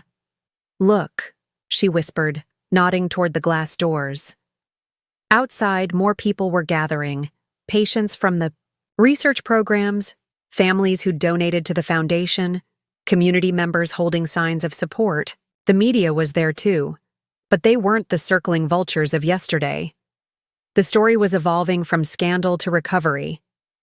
My father emerged from his office, phone in hand. Just got off with the Venture Capital Consortium. They're willing to back a new entity, clean slate, new management, but preserving the viable technology and the jobs behind it. And I've heard from other foundations, Caroline added. They're offering bridge funding for the medical trials, emergency grants to keep the research going while we sort out the legal issues. A young engineer raised her hand. What about the Preston name? The company brand is toxic now. Then we build something new, I said firmly. Not based on a family name or reputation, but on transparency, accountability, and actual innovation. The truth isn't always pretty, but it's the only foundation worth building on. Detective Martinez appeared at the edge of the crowd, catching my eye. She gestured for me to join her, her expression serious. What is it? I asked, stepping aside. James is talking, she said quietly. Not to us, he's still playing games with the prosecution, but he's been bragging to other inmates, telling stories. Victoria, there's more. Much more than we thought. Detective Martinez led me to a private office where Charlotte and Sarah were already waiting. The detective's tablet displayed prison surveillance footage. James, sitting casually in the common area, holding court with other inmates like some twisted corporate seminar. He's been bragging, Martinez said, her voice tight with controlled anger, about how the cancer research fraud was just the tip of the iceberg. Apparently, he had a whole network of fake charities, not just in Boston but across the country. Children's hospitals, veterans organizations, disaster relief funds. Charlotte sank into a chair, her face ashen. The Preston Foundation's National Partnerships Program. I always wondered why he insisted on handling those personally. Sarah was already pulling up files on her laptop. The foundation made donations to dozens of charities over the past 3 years, if they were all fake. She trailed off, the implications too horrific to voice. Not all of them, Martinez clarified. That was part of his genius, according to him. He mixed legitimate charities with fake ones. The real ones provided cover for the fraudulent ones, made the whole operation look legitimate. A knock at the door interrupted us. Caroline Preston entered, followed by my father and Dr. Chen. The media's reporting new allegations, Caroline said, her voice unnaturally calm. Something about veterans' benefits. Wounded Warriors United? Charlotte said suddenly, pulling up a file on her phone. It was one of James's pet projects. He said it was providing prosthetics and rehabilitation services to injured veterans. The foundation donated millions. I remember the promotional videos, I said, feeling sick. Those veterans thanking the foundation for changing their lives. Actors, Martinez confirmed. All of it staged. The real veterans never saw a penny. The money went through a series of shell companies and ended up in accounts in the Cayman Islands. Dr. Chen, who had been silent, suddenly spoke up. The medical equipment donations. Last year, the foundation announced a program to provide specialized equipment to rural hospitals. James handled the publicity himself. Sarah's fingers flew across her keyboard. Found it. $20 million allocated for medical equipment. The paperwork shows deliveries to 32 hospitals across 5 states, but the equipment never arrived, Martinez finished. The hospitals exist, but they never received anything. The tracking numbers, the delivery confirmations, all forged.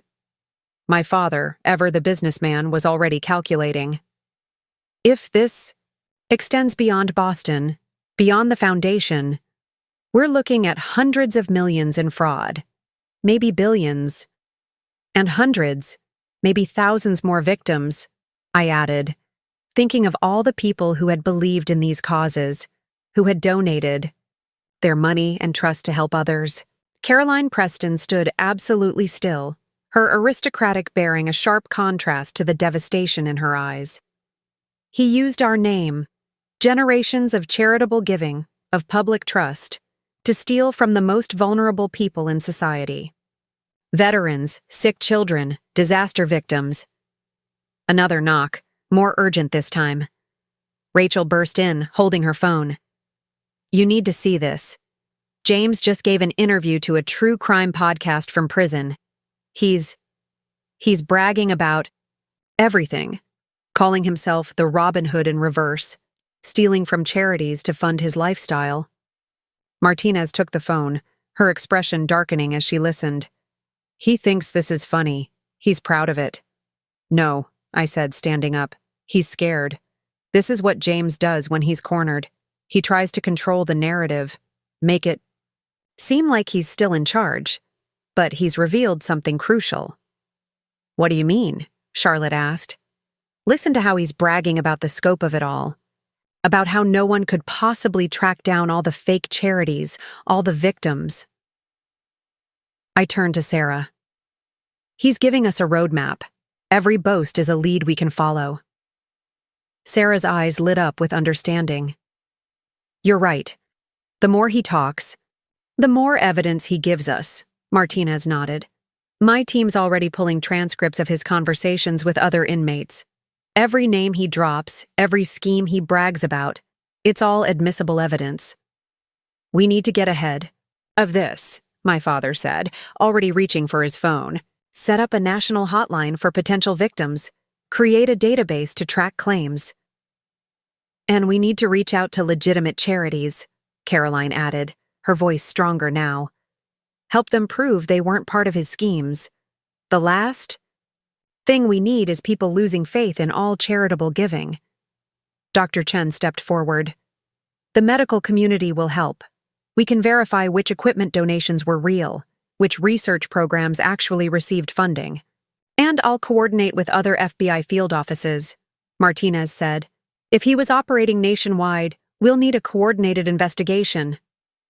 I looked around the room at these people, all working to unravel James's web of deception and help his victims. The task ahead was enormous, but something had shifted. James's attempts to grandstand, to make his crimes seem like clever achievements, had only strengthened our resolve. He thinks this makes him look powerful, Charlotte observed, watching the prison footage again. But all he's doing is showing everyone exactly who he really is.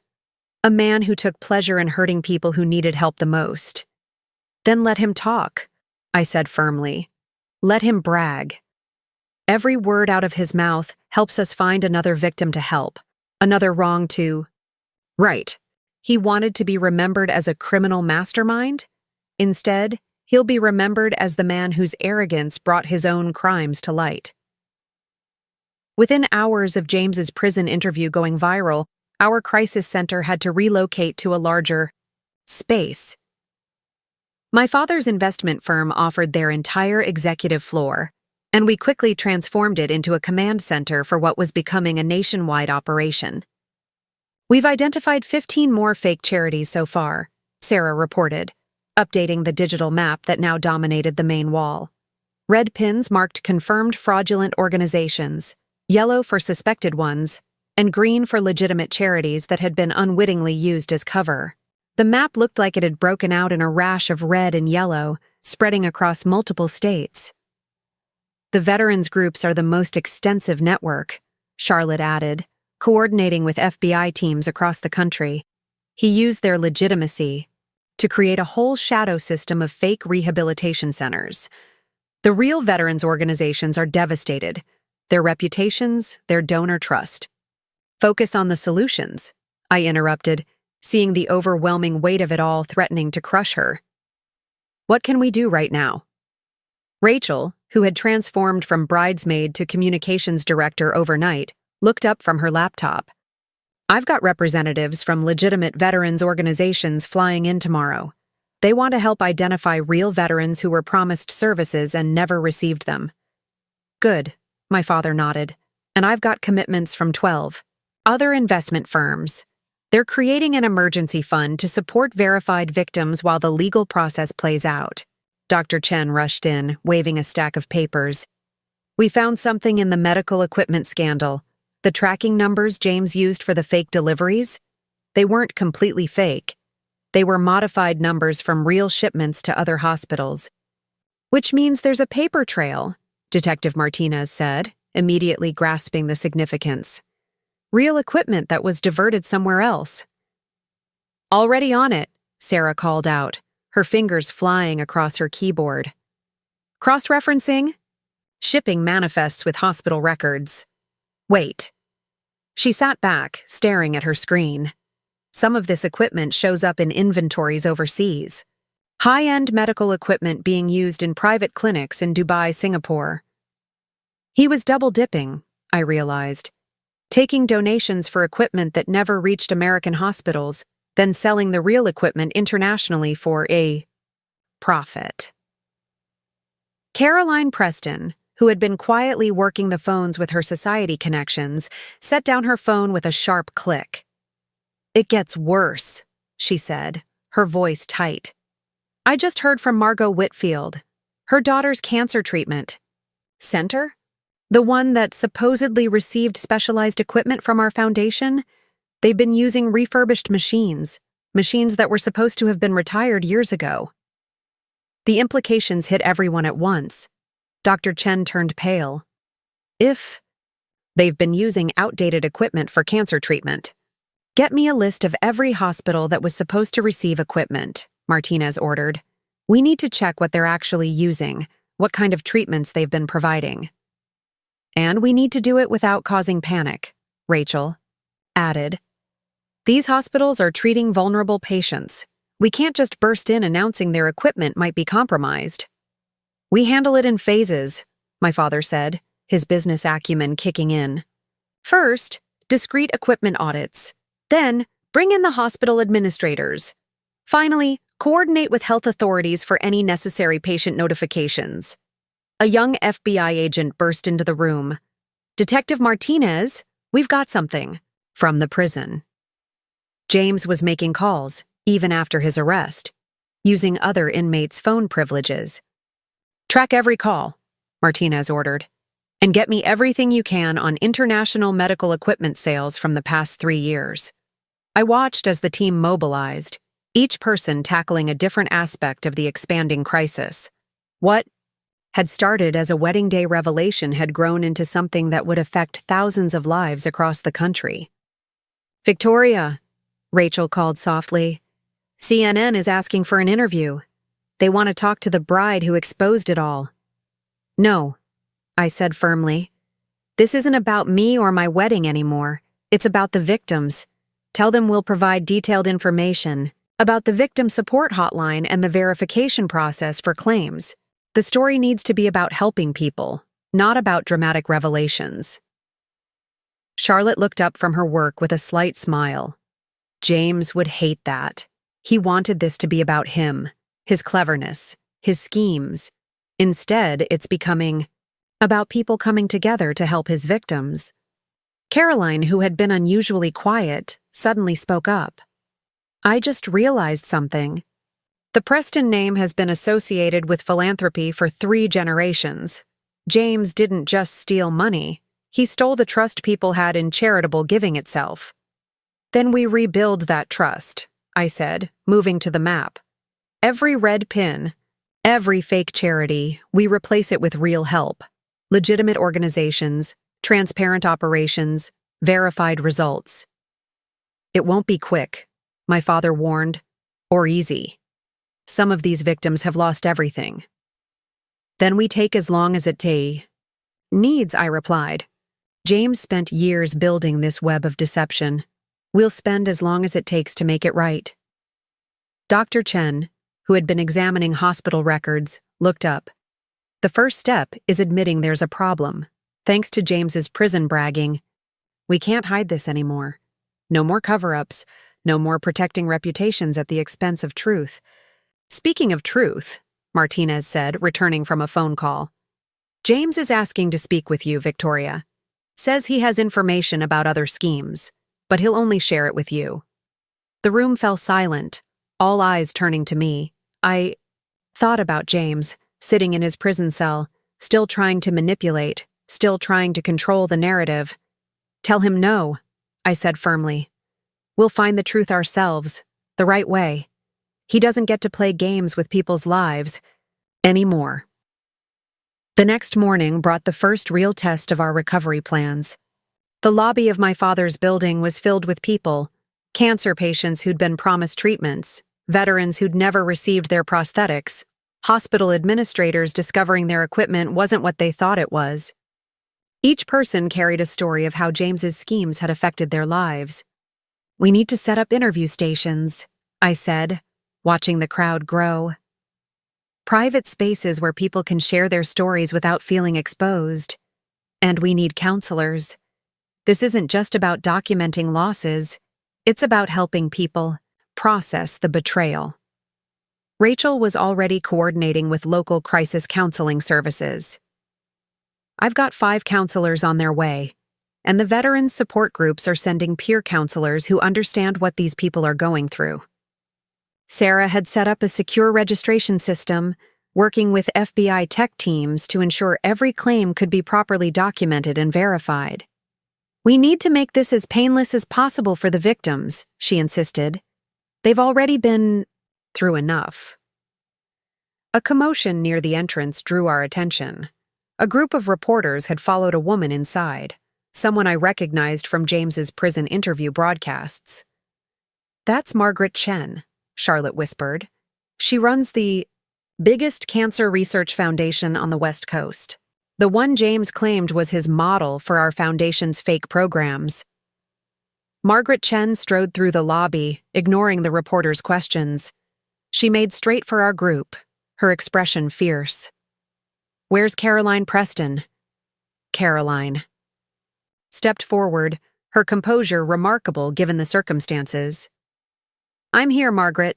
And before you say anything, yes, we know what James claimed about copying your foundation's programs. We're already working to verify which programs were real and which were fraudulent. This isn't about verification, Margaret replied. This is about the patients.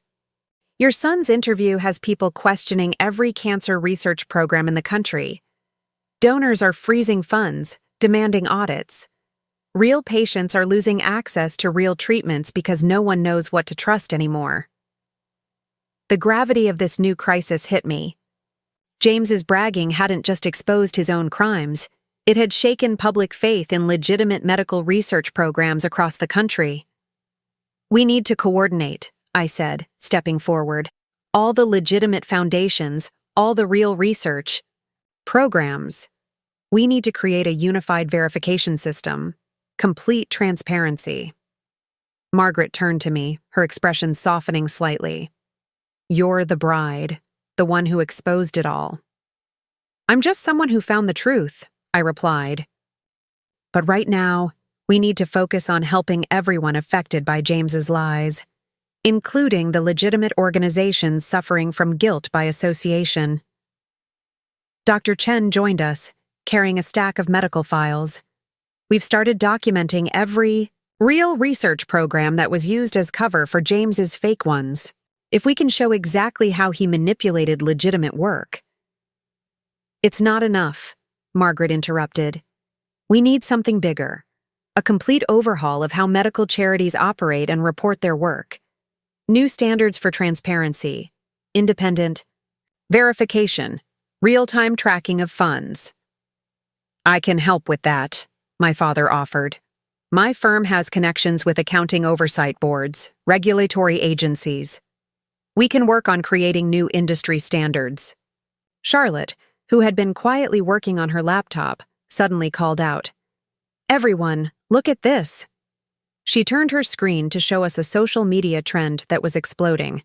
People across the country were sharing stories of real medical charities that had helped them, real veterans programs that had changed lives.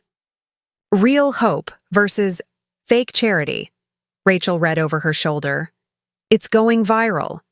People are fighting back against James's claims by showcasing legitimate organizations. This is what we need, I realized.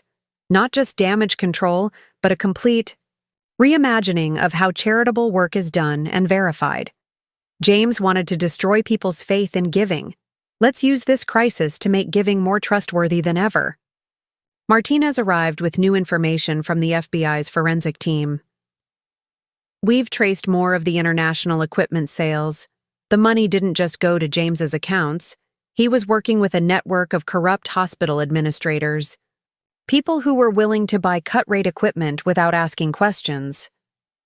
Which means more victims, Caroline said quietly. Patients in those hospitals receiving treatment from compromised equipment. And more people we need to help, I added firmly. We're not just undoing James's schemes. We're building something better in their place. Margaret Chen watched this exchange with growing interest. You're not what I expected, she said finally.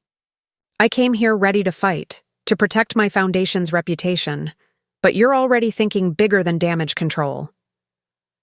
We have to, I replied. James didn't just steal money, he stole trust. The only way to fight that is with radical transparency and real change. A young woman approached our group hesitantly.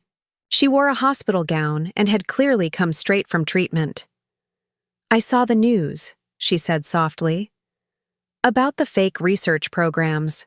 I'm in a clinical trial at Boston General and I need to know if it's real. If the treatment I'm getting. Dr. Chen stepped forward immediately. Let's find out right now. We can verify your trial's credentials, show you the real documentation. I watched as the woman was gently led to one of our verification stations, where she could get the answers she needed. This was what it was all about.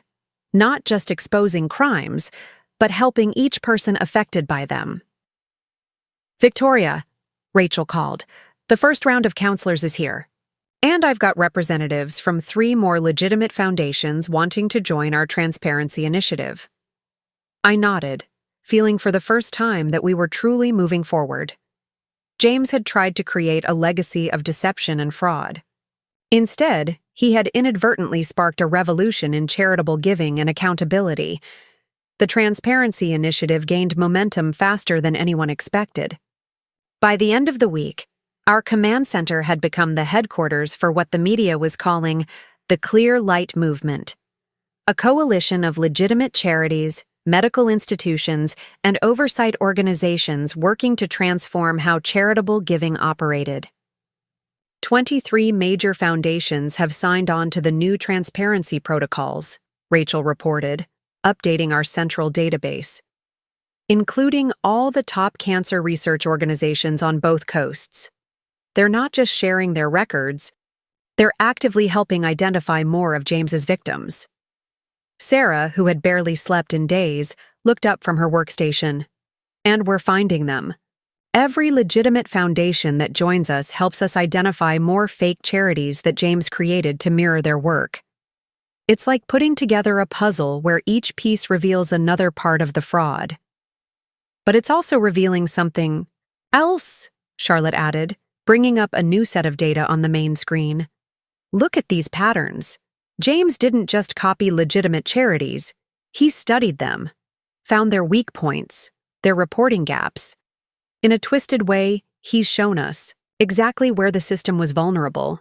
I watched as real-time updates flowed across our screens. New victims coming forward, new foundations joining the initiative, new protocols being implemented. What had started as exposure of one man's crimes had sparked a complete reformation of charitable oversight. "Victoria," my father called from his office. "We've got the first draft of the new verification framework. The Accounting Oversight Board fast-tracked it based on what we've learned from James's schemes. The framework was elegant in its simplicity. Real-time fund tracking, blockchain verification of donations, independent auditing requirements, and public access to all non-confidential data. Everything James had exploited in the old system was being systematically addressed." Caroline Preston entered, looking energized despite the circumstances. "The Preston Foundation Board just voted unanimously to be the first test case for the new framework. We're opening all our books, past and present, to show exactly how James manipulated the system and how we're fixing it." "That's brave," Margaret Chen commented. She had become a regular presence in our command center, bringing her foundation's expertise to the reform efforts. Most organizations want to hide their vulnerabilities. You're choosing to expose yours to help others. "The Preston name needs to stand for something different now," Caroline replied firmly. "Not just wealth and social status, but genuine transparency and accountability." A commotion near the reception area caught our attention. A group of people had arrived: cancer patients, veterans, hospital administrators, all wearing blue ribbons that had become the symbol of our movement. "They're here for the first public forum," Rachel explained. "We're streaming it live, letting real victims and real charitable organizations share their stories and their solutions. The forum was my idea, a way to take control of the narrative away from James's prison bragging and give it back to the people affected by his crimes."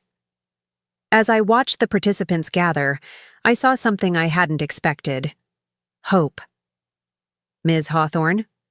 A young veteran in a wheelchair approached me. "I was supposed to receive a prosthetic leg through one of James's fake programs. But since coming here, I've been connected with a legitimate veterans organization. They're not just providing the prosthetic, they're offering real rehabilitation services, job training." "That's what this is all about," I replied, touched by his story. Not just exposing fraud, but connecting people with genuine help. Detective Martinez arrived with new information from the FBI's international investigation. The equipment trafficking network is unraveling. 3 hospital administrators in Dubai have confessed to buying stolen equipment. They're cooperating, helping us trace where else the machines went. "And the patients treated with that equipment?" Dr. Chen asked immediately. "Being contacted and offered proper screening," Martinez assured her. "The UAE Health Ministry is fully cooperating. They want to be part of the solution." Sarah called out from her station. "Breaking news from the West Coast.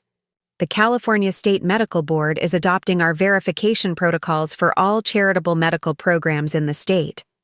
They're citing our work here as the new gold standard." "James would hate this," Charlotte observed with a hint of satisfaction. "He thought exposing his crimes would destroy people's faith in charitable giving. Instead, it's making the whole system stronger." The public forum was about to begin. As I watched the participants take their seats, victims becoming advocates, administrators becoming reformers, foundations becoming pioneers of transparency, I felt a shift in the energy of the room. These people had all been hurt by James's schemes. but they were choosing to transform their pain into progress. "Ready for your opening remarks?" Rachel asked, handing me my notes. I looked down at the prepared speech, then set it aside. "I'm going to speak from the heart," I said, "about how exposing one man's betrayal led to thousands of people choosing to be better, to build something stronger." As I stepped up to the podium, facing not just the people in the room, but the cameras streaming our message worldwide, I realized that this was what justice really looked like. Not just punishment for crimes committed, but positive change growing from the ashes of betrayal. "Today," I began, "we're not just talking about what was stolen from us. We're talking about what we're building together, a system where trust is earned through transparency, where giving is protected by verification, and where every act of charity creates a clear light that fraud cannot hide in."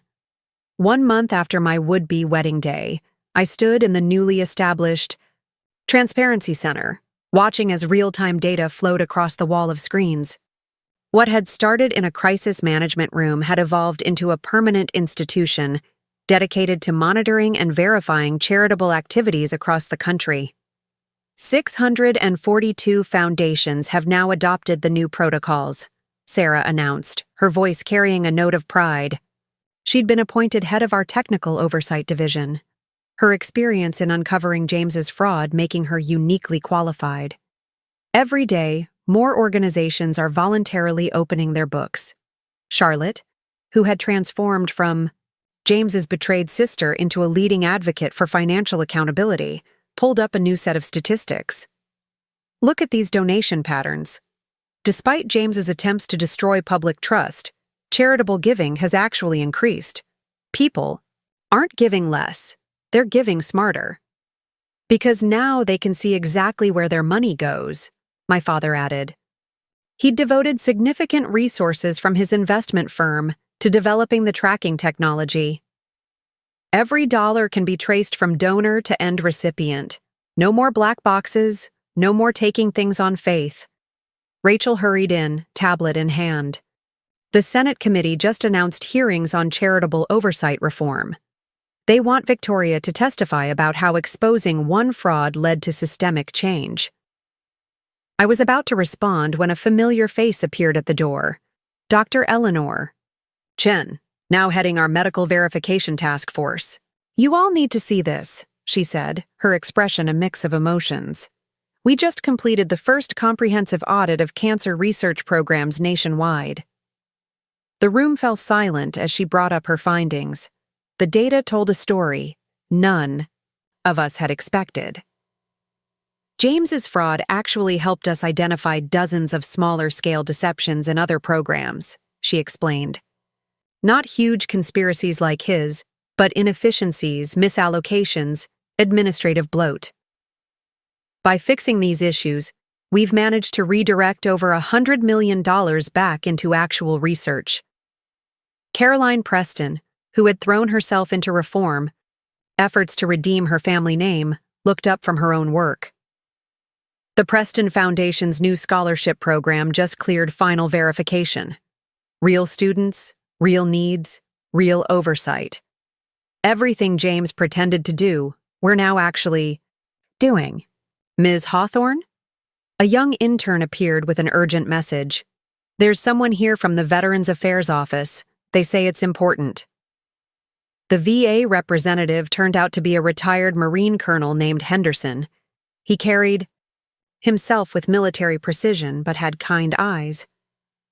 "I've been reviewing your work here," he said, getting straight to the point. "The way you've transformed charitable oversight. We want to implement similar protocols for all veteran service organizations." "That's a massive undertaking," I cautioned. "The veterans services sector is huge." "And rife with opportunities for fraud," he finished. James Preston wasn't the first to exploit veterans, and he won't be the last. But your transparency protocols could help us prevent future scams. As if to underscore his point, Detective Martinez chose that moment to deliver her latest update. We've identified another network of fake veterans charities in the Midwest, not connected to James but using similar methods. The difference is, thanks to your new verification system, we caught it before they could do serious damage. The implications were clear. The reforms we'd implemented weren't just cleaning up James's mess, they were preventing new frauds from taking root. "Victoria," Rachel called softly. "The media's here for the monthly briefing. They're asking about James again. He's given another interview from prison." "Let me guess," I said wearily. "Still bragging about how clever his schemes were?" "Actually, no," Rachel replied, looking surprised. "He's complaining that no one's talking about him anymore. All the coverage is about the reforms, the improvements, the lives being helped. He's becoming a footnote in his own story." A small smile crossed Charlotte's face. That's the worst punishment for James. Not prison time or asset seizure, but irrelevance. Everything he did to make himself seem brilliant and powerful is being overshadowed by positive change, Sarah called out from her monitoring station. "Another major foundation just applied for verification status, and 3 international charitable organizations want to adopt our protocols. The Clear Light movement is going global," Margaret Chen remarked. She'd flown in from California for our monthly coordination meeting. "What started as one bride exposing one fraud is becoming an international standard for charitable accountability." I watched as more data flowed across our screens, funds being properly allocated, research being properly verified, help reaching people who truly needed it. Each data point represented a life touched, a wrong being righted, a system being improved. "Colonel Henderson," I said, turning back to the VA representative, "let's talk about implementing these protocols for veterans services. But we do it right, with input from veterans themselves, from service organizations, from everyone who has a stake in making the system work." As we moved to the conference room to begin planning, I caught a glimpse of my reflection in the quay window. I was still wearing the simple gold necklace that had been my grandmother's, my something old from that wedding day that never was. But instead of reminding me of what I'd lost, it now reminded me of what had been gained, not just exposed truth, but positive change that would help people for years to come. 6 weeks after my canceled wedding, I found myself standing in the United Nations headquarters in New York, preparing to address an international conference on charitable oversight. The same determination that had driven me to expose James's fraud on my wedding day now fueled a global mission for transparency. "Representatives from 32 countries," Rachel whispered, adjusting my microphone. She'd evolved from bridesmaid to global communications director, coordinating our message across continents. Plus major international aid organizations, global health initiatives. "And they all want to know how one local fraud case led to a worldwide reform movement," Sarah added. She'd flown in from London, where she'd been helping implement our verification systems across European charitable organizations. "The ripple effects are staggering." Charlotte joined us, fresh from a series of meetings with international banking regulators. "We've identified similar fraud patterns in charitable organizations across 4 continents. Not as extensive as James's network, but using the same vulnerabilities in the system." "Which is exactly why we're here," I replied, reviewing my notes one last time. "Every fraud we expose, every weakness we find, helps us build stronger protections." Detective Martinez, now heading an international task force on charitable fraud, arrived with urgent news. "The World Health Organization just signed on to our protocols. They're implementing our verification system for all their global health initiatives." The implications were enormous. The WHO's adoption of our standards would affect healthcare delivery in developing nations worldwide. What had started as exposing one man's betrayal was now transforming how humanitarian aid was managed globally. "Ms. Hawthorne?" A UN official appeared. "Secretary General Watson would like a word before your address." In a private meeting room, The Secretary General, a dignified woman with steel gray hair, got straight to the point. Your transparency initiative has exposed something we've long suspected but couldn't prove. Systematic fraud in international aid distribution. The protocols you developed for tracking James Preston's crimes. They're exactly what we need. On a global scale. We're finding that fraud doesn't stop at borders, I replied. When we started tracking James's international equipment sales, we uncovered entire networks of corruption in medical supply chains. Precisely, she nodded. And that's why we've convened this conference. We need your expertise, your systems, your experience in converting crisis into reform. Dr. Chen, who had been quietly documenting international medical equipment fraud, spoke up from where she'd been reviewing data. We've already seen results. Since implementing the clear light protocols in European medical charities, we've recovered over $200 million in misappropriated funds. That money is now being properly directed to patient care. Caroline Preston entered, her elegant appearance belying her fierce dedication to reform. She'd been working with international society figures, leveraging old social connections to promote transparency and global philanthropy. The European Union is considering legislation, she announced, making our verification protocols mandatory for all charitable organizations operating within their jurisdiction. A commotion outside drew our attention. Through the glass walls, we could see a group of people gathering, representatives from international aid organizations, all wearing the blue ribbons that had become our movement's symbol. They're here for the afternoon session, Rachel explained. Aid workers from crisis zones worldwide. They've been dealing with fraud and corruption for years, but now they have tools to fight it. Sarah's tablet chimed with an urgent update. Breaking news from Asia.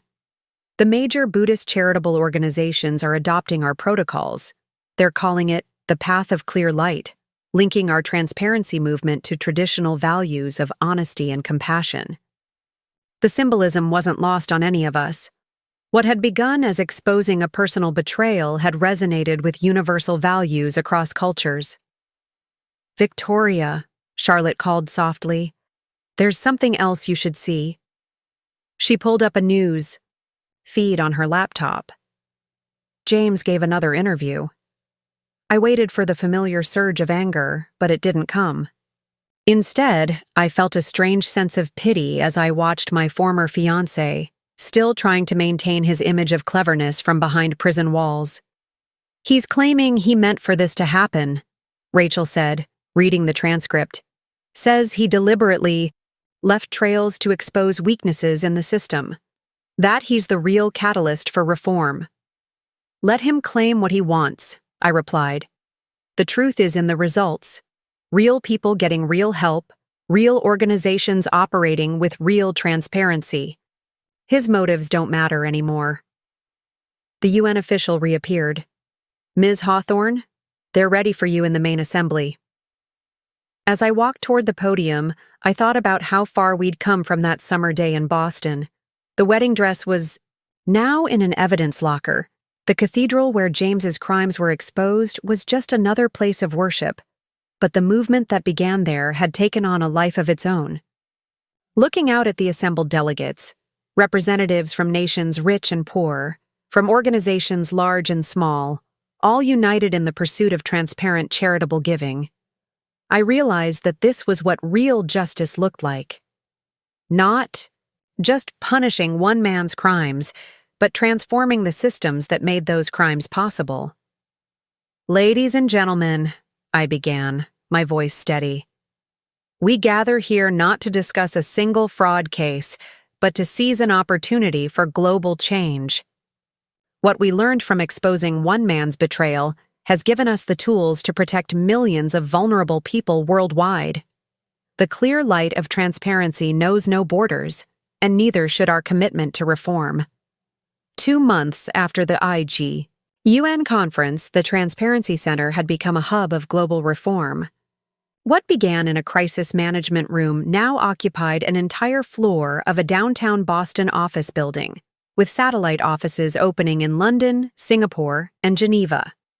On this particular morning, I stood watching teams of international coordinators, tracking charitable activities across time zones.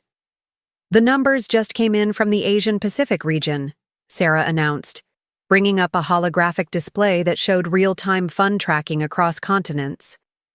Verified charitable giving has increased by 300% since implementing our protocols. People trust the system now that they can see exactly where their donations go.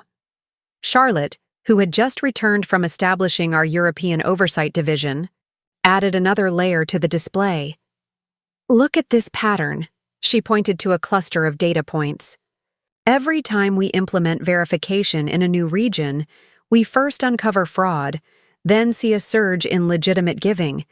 It's like cleaning out an infection before healing can begin." "Ms. Hawthorne?" A young analyst approached with urgency. "We've got something unusual from the African deployment." The tracking system flagged a pattern similar to James's medical equipment scheme. My heart tightened, not from pain anymore, but from determination. "Show me." The analyst pulled up a complex web of transactions. Someone was trying to divert medical supplies meant for rural clinics. But here's the thing. The system caught it before any equipment was actually moved. The clear light protocols worked exactly as designed. Rachel appeared with her tablet, already coordinating with international media. "This is perfect timing. We've got journalists asking for success stories, concrete examples of how the reforms are preventing fraud, not just exposing it." Dr. Chen, who now led our Global Medical Verification Task Force, joined the discussion. "It's not just prevention. The system is actually improving healthcare delivery. When donors can see exactly how their money is used, they're more likely to support less visible but crucial needs: infrastructure, training, maintenance." A familiar face appeared at the door. Margaret Chen, fresh from establishing our West Coast operations. "Victoria, you need to see this. The International Red Cross just released their first quarterly report using our full transparency protocols. The report was extraordinary. Every dollar, every supply, every service could be traced from donor to recipient. Real-time updates showed exactly how aid was being distributed in crisis zones. The level of detail was unprecedented. "This is what James never understood," Caroline Preston observed. She'd been quietly watching the operations, her aristocratic bearing now tempered with genuine purpose. He saw charity as a weakness to exploit. He never imagined it could become a strength through transparency. Detective Martinez arrived with updates from Interpol. "We're seeing a dramatic drop in charitable fraud worldwide. The criminal networks that used to target aid organizations are finding it impossible to operate under the new protocols." "Because there's nowhere to hide anymore," my father added. He'd been instrumental in getting the global financial sector to adopt our verification standards. Every transaction leaves a clear trail. The same technology that traces legitimate aid makes fraud immediately visible. A commotion near the international desk caught our attention. The WHO coordinator was receiving urgent updates from Geneva. "They're expanding the protocols," she announced excitedly. "Not just for medical aid, but for all UN humanitarian operations. The Security Council just approved it unanimously." I watched as the implications rippled through the room. The UN's adoption meant our transparency standards would now affect every major humanitarian operation worldwide. "Victoria," Rachel called softly. "The prison called. James is asking again to speak with you. He says he's seen the news about the UN adoption." "No," I said firmly. "He's not part of this story anymore. This is about something much bigger than his crimes or my wedding day." Sarah's system pinged with new alerts. More organizations applying for verification status: religious charities, educational foundations, environmental groups. They're not being forced to adopt the protocols. They're choosing to. "Because transparency works," Charlotte concluded. "It builds trust, increases donations, improves efficiency. Everything James tried to destroy, we've made stronger. Colonel Henderson from the VA appeared with his own update. The Military Charities Verification Program is exceeding all expectations. Not a single case of fraud since implementation. And veteran services are actually improving because we can see exactly what needs aren't being met. The afternoon brought a delegation from international disaster relief organizations. They'd been among the most skeptical of our protocols, concerned that verification requirements might slow emergency response times. We were wrong, their spokesperson admitted. The transparency system isn't slowing us down. It's making us more effective. Donors can see exactly what's needed in real time. Aid gets where it's needed faster because there's no more waste or diversion. As I watched these dedicated professionals working across languages and time zones, I thought about the strange alchemy that had transformed personal betrayal into global reform. The wedding day that never was had given birth to something far more meaningful than a marriage certificate. Ms. Hawthorne? An intern appeared with breaking news. They're announcing the Nobel Peace Prize nominations tomorrow. The Clear Light movement is on the shortlist. That's not why we do this, I replied, turning back to the global operations display.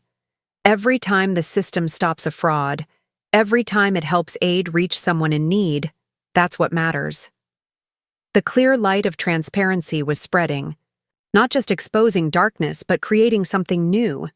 A world where charity could fulfill its truest purpose, unhindered by fraud or fear. 3 months to the day after what should have been my wedding, I stood in the garden of St. Michael's Cathedral. The summer flowers were fading now, giving way to autumn's first blush. The church looked different in the soft September light.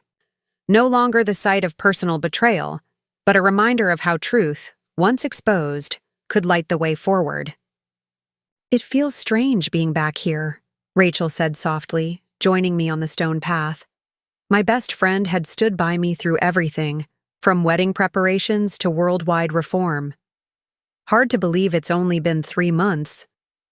Sometimes, it feels like years, I replied, touching the aged stone of the cathedral wall.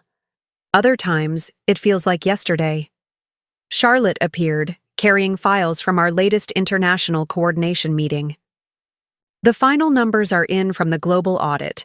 Want to know how much fraud the Clearlight protocols have prevented in 3 months? Before she could share the figures, Sarah rushed out of the church where she'd been setting up for tomorrow's International Charitable Oversight Conference. You all need to see this. James just released a statement through his lawyers. My stomach didn't clench anymore at the mention of his name. The man who had nearly become my husband was now little, more than a cautionary tale. His attempts at manipulation rendered powerless by the very systems his crimes had inspired us to create. He's finally admitting everything. Sarah continued reading from her tablet. Not just the fraud schemes we already uncovered, but dozens more we hadn't found yet. Says he wants to contribute to the transparency movement he inadvertently inspired. Caroline Preston emerged from the cathedral, where she'd been arranging chairs for tomorrow's conference. The past 3 months had transformed her from a society matron concerned with appearances into a fierce advocate for accountability. Let me guess, she said, her voice carrying a new strength. He's trying to make himself relevant again, to claim credit for the reforms that exposed him. Actually, Detective Martinez interrupted, joining our group with her own update. I think he finally realized he can't fight the tide anymore. The movement has grown beyond anything he could have imagined. His own lawyer told him to come clean because the transparency protocols would reveal everything eventually anyway. I looked around at these women who had become so much more than colleagues. Each of us had been transformed by the events that began in this church 3 months ago. Rachel, from bridesmaid to global communications strategist. Charlotte, from betrayed sister to international reform leader. Sarah, from accountant to architect of worldwide verification systems. Caroline, from social pillar to champion of charitable accountability. Dr. Chen arrived with Margaret, both carrying reports from the latest medical aid verification summit. "Remember how we worried that transparency requirements might slow down emergency response?" Margaret asked. "The opposite happened. When everyone can see exactly what's needed where, aid actually moves faster." "Victoria," my father called, approaching with a distinguished group: UN officials, international banking regulators, and humanitarian organization leaders. They'd all flown in for tomorrow's conference. "They want to hear the story again, from the beginning." I looked at the assembled group, these powerful figures who had gathered because of what started here. "The story isn't really about me," I began, "or even about James and his crimes. It's about what happens when people choose truth over comfort, transparency over tradition." "But it started with your choice," one of the UN officials pressed. "On your wedding day, when you could have kept quiet, protected yourself from scandal." "There was no choice," I interrupted gently. "Not really. When you see something wrong, something that's hurting people who trusted you, staying silent makes you part of the problem." Rachel touched my arm. "Show them," she suggested quietly. I led the group inside the cathedral, where preparations for tomorrow's conference were nearly complete. The space that had once been decorated for a wedding was now set up for something far more meaningful. Screens showed real-time charitable aid tracking across the globe. Workstations connected verification teams on every continent. The altar area had been transformed into a central command center for worldwide transparency operations. "This is what rose from the ashes of one exposed fraud," I explained. "Not just oversight, but a complete transformation in how we think about trust and verification. Every donation traced, every promise kept, every bit of aid tracked from giver to receiver." Charlotte's phone buzzed with another update. "The World Bank just adopted our protocols for all development aid. It's becoming the global standard." "Because it works," Sarah added. "Fraud rates dropping, donation rates rising, aid delivery improving. The numbers tell the story." As the afternoon light filtered through the stained glass windows, casting rainbow patterns across our global tracking displays, I thought about the young bride I'd been 3 months ago. Standing in this same space, heart pounding, clutching a bouquet with a hidden USB drive, about to expose a betrayal that would change everything. "The clear light movement," one of the international officials mused. "Named for this moment, when you first brought the truth to light?" "Named for what we learned," I corrected. "That transparency isn't just about exposing wrongdoing. It's about creating systems so clear, so visible, that wrongdoing has nowhere to hide. When everything is in the clear light, trust can finally flourish." Rachel checked her watch. "The global coordination call starts in 10 minutes. Representatives from 8 time zones waiting to report on their verification processes." We moved toward the conference setup. I paused for one last look at the cathedral space. The place where I'd lost a future I thought I wanted, only to find a purpose I never could have imagined. Sometimes, I realized, the greatest gifts come, disguised as betrayals. You just have to be brave enough to bring them into the light. The morning of the international conference dawned clear and bright. As I prepared my keynote address in what had once been the cathedral's bridal suite, I couldn't help but appreciate life's strange symmetry. 3 months ago, I'd stood in this same room preparing to expose a betrayal. Now I was preparing to share how that exposure had sparked a global revolution in charitable giving. "The first delegates are arriving," Rachel announced, poking her head in. "Including someone you might want to meet, Maria Santos from Brazil. She used our protocols to expose a similar fraud in South America." "Another bride?" I asked, somehow knowing the answer. "Another woman who chose truth over silence," Rachel corrected. "She was an accountant at a children's charity, found discrepancies just like Sarah did. But instead of staying quiet, she remembered our story and came forward." Sarah herself arrived with the latest global impact reports. "It's not just Maria. We're seeing a pattern. People who might have stayed silent before are speaking up. They're calling it the Hawthorne effect, when one person's courage inspires others to expose wrongdoing. Charlotte joined us, tablet in hand. James's full confession is making waves, not because of what he did. We'd already found most of it, but because of what he's revealing about how he chose his targets, the psychology of fraud, which is helping us prevent future schemes, Detective Martinez added, entering with her own updates. His testimony is actually helping us strengthen the verification systems. Every weakness he exploited becomes another point we can protect. The cathedral's bells began to toll, marking the hour. Through the window, I could see more delegates.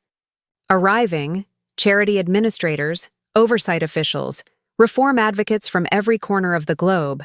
Each carried their own story of how the Clear Light movement had transformed their work. "Victoria," my father called from the doorway. "The UN Secretary-General is here early. She wants to discuss expanding the protocols to include disaster relief coordination." As we walked through the cathedral's corridors, now humming with international conversations in dozens of languages, Caroline Preston fell into step beside us. "I just got word from the Preston Foundation's new board. The restructured organization has already helped more people in 3 months than the old foundation did in 3 years. Because every dollar goes where it's supposed to," Dr. Chen added, joining our group. The transparency requirements actually made charitable giving more efficient. When there's no waste, no fraud, no diversion of funds. "The help reaches those who need it most," Margaret Chen finished. She'd flown in from California to share how the West Coast implementation was revolutionizing medical research funding. We entered the main cathedral space, now transformed into an international conference center. The altar area housed a state-of-the-art command center, monitoring charitable activities worldwide. The pews had been replaced with workstations where verification teams could coordinate across time zones. Screens lined the walls, showing real-time aid distribution and fraud prevention statistics. Maria Santos approached, her eyes bright with purpose. "Ms. Hawthorne," she said in accented English, "your story gave me courage. When I found the fraud in my organization, I thought about you. About how one person's truth can change everything." Before I could respond, Sarah called out from her monitoring station. "New numbers coming in. Global charitable giving has increased by 500% since implementation of the protocols, and fraud attempts are down 92%. Because there's nowhere to hide anymore," Charlotte observed. "The same technology that tracks legitimate aid makes fraud impossible to conceal." Rachel appeared with more updates. As this news sank in, Maria Santos joined us, her eyes bright with purpose. "It's not just the big organizations," she said. "Small charities, local foundations, they're all choosing to adopt the protocols. Not because they have to, but because transparency builds trust, and trust changes everything." The cathedral's bells began to toll, marking the end of the day. The same bells that had once been meant to celebrate my wedding now seemed to be celebrating something far more meaningful: the triumph of truth over deception, of transparency over fraud, of collective good over personal gain. "Ms. Hawthorne?" A young woman approached nervously. "I'm from the National Archives. We'd like to preserve the USB drive, the one from your bouquet, as a symbol of how one person's courage can change the world." I smiled, remembering the weight of that drive hidden among the flowers, the weight of truth waiting to be revealed. "The drive belongs in a museum," I agreed. "But the real legacy isn't in the evidence it contained. It's in what people chose to do with the truth once it was exposed." Rachel checked her phone one last time. "Final update from the prison. James saw the conference coverage. His lawyer says he finally understands. He's not the mastermind of some brilliant scheme anymore. He's just a cautionary tale in a much bigger story of positive change." The last delegates began to leave, I found myself standing in the exact spot where I should have said my wedding vows 3 months ago. The pain of that betrayal had faded, replaced by something stronger. The knowledge that choosing truth, no matter how difficult, can catalyze transformation far beyond personal justice. You know, Charlotte said softly, when you exposed James's crimes that day, you didn't just stop a fraud. You started a movement that's helping millions of people worldwide. We all did, I corrected her, looking around at the remarkable group of women who had turned personal pain into global change. Every person who chose to join the fight for transparency, every whistleblower who found the courage to speak up, every organization that chose verification over blind trust, we built this together. Sarah's global monitoring system pinged, one last time. Look at this, she called. Real-time aid delivery tracking shows more people received verified charitable assistance today than in any previous day in recorded history. The system works. It really works. As twilight deepened outside the cathedral windows, I thought about the bride I'd been 3 months ago. Heart racing, hands shaking, about to expose a truth that would change everything. I couldn't have known then that exposing one man's betrayal would lead to a worldwide movement for transparency and accountability. Ready to go? Rachel asked softly. Tomorrow's another big day. The Clear Light Institute launches its global operations. Just one moment, I replied, taking a final look around the cathedral. The space that had witnessed my deepest betrayal had also witnessed the birth of something extraordinary, a movement that proved truth, once exposed to clear light, has the power to transform not just individual lives, but the very way human beings help one another. As we walked out into the gathering dusk, the cathedral bells tolled one final time, but they no longer sounded like an echo of what was lost. Instead, they rang out like a celebration of what had been found, the power of truth to light the way forward, the strength of transparency to build trust, and the ability of one person's courage to inspire positive change around the world. The bride who had walked into this cathedral 3 months ago, planning to expose a betrayal, had no idea she was actually starting a global revolution in charitable giving. But sometimes I realized the greatest victories come not from what we plan, but from what we choose to do when those plans fall apart.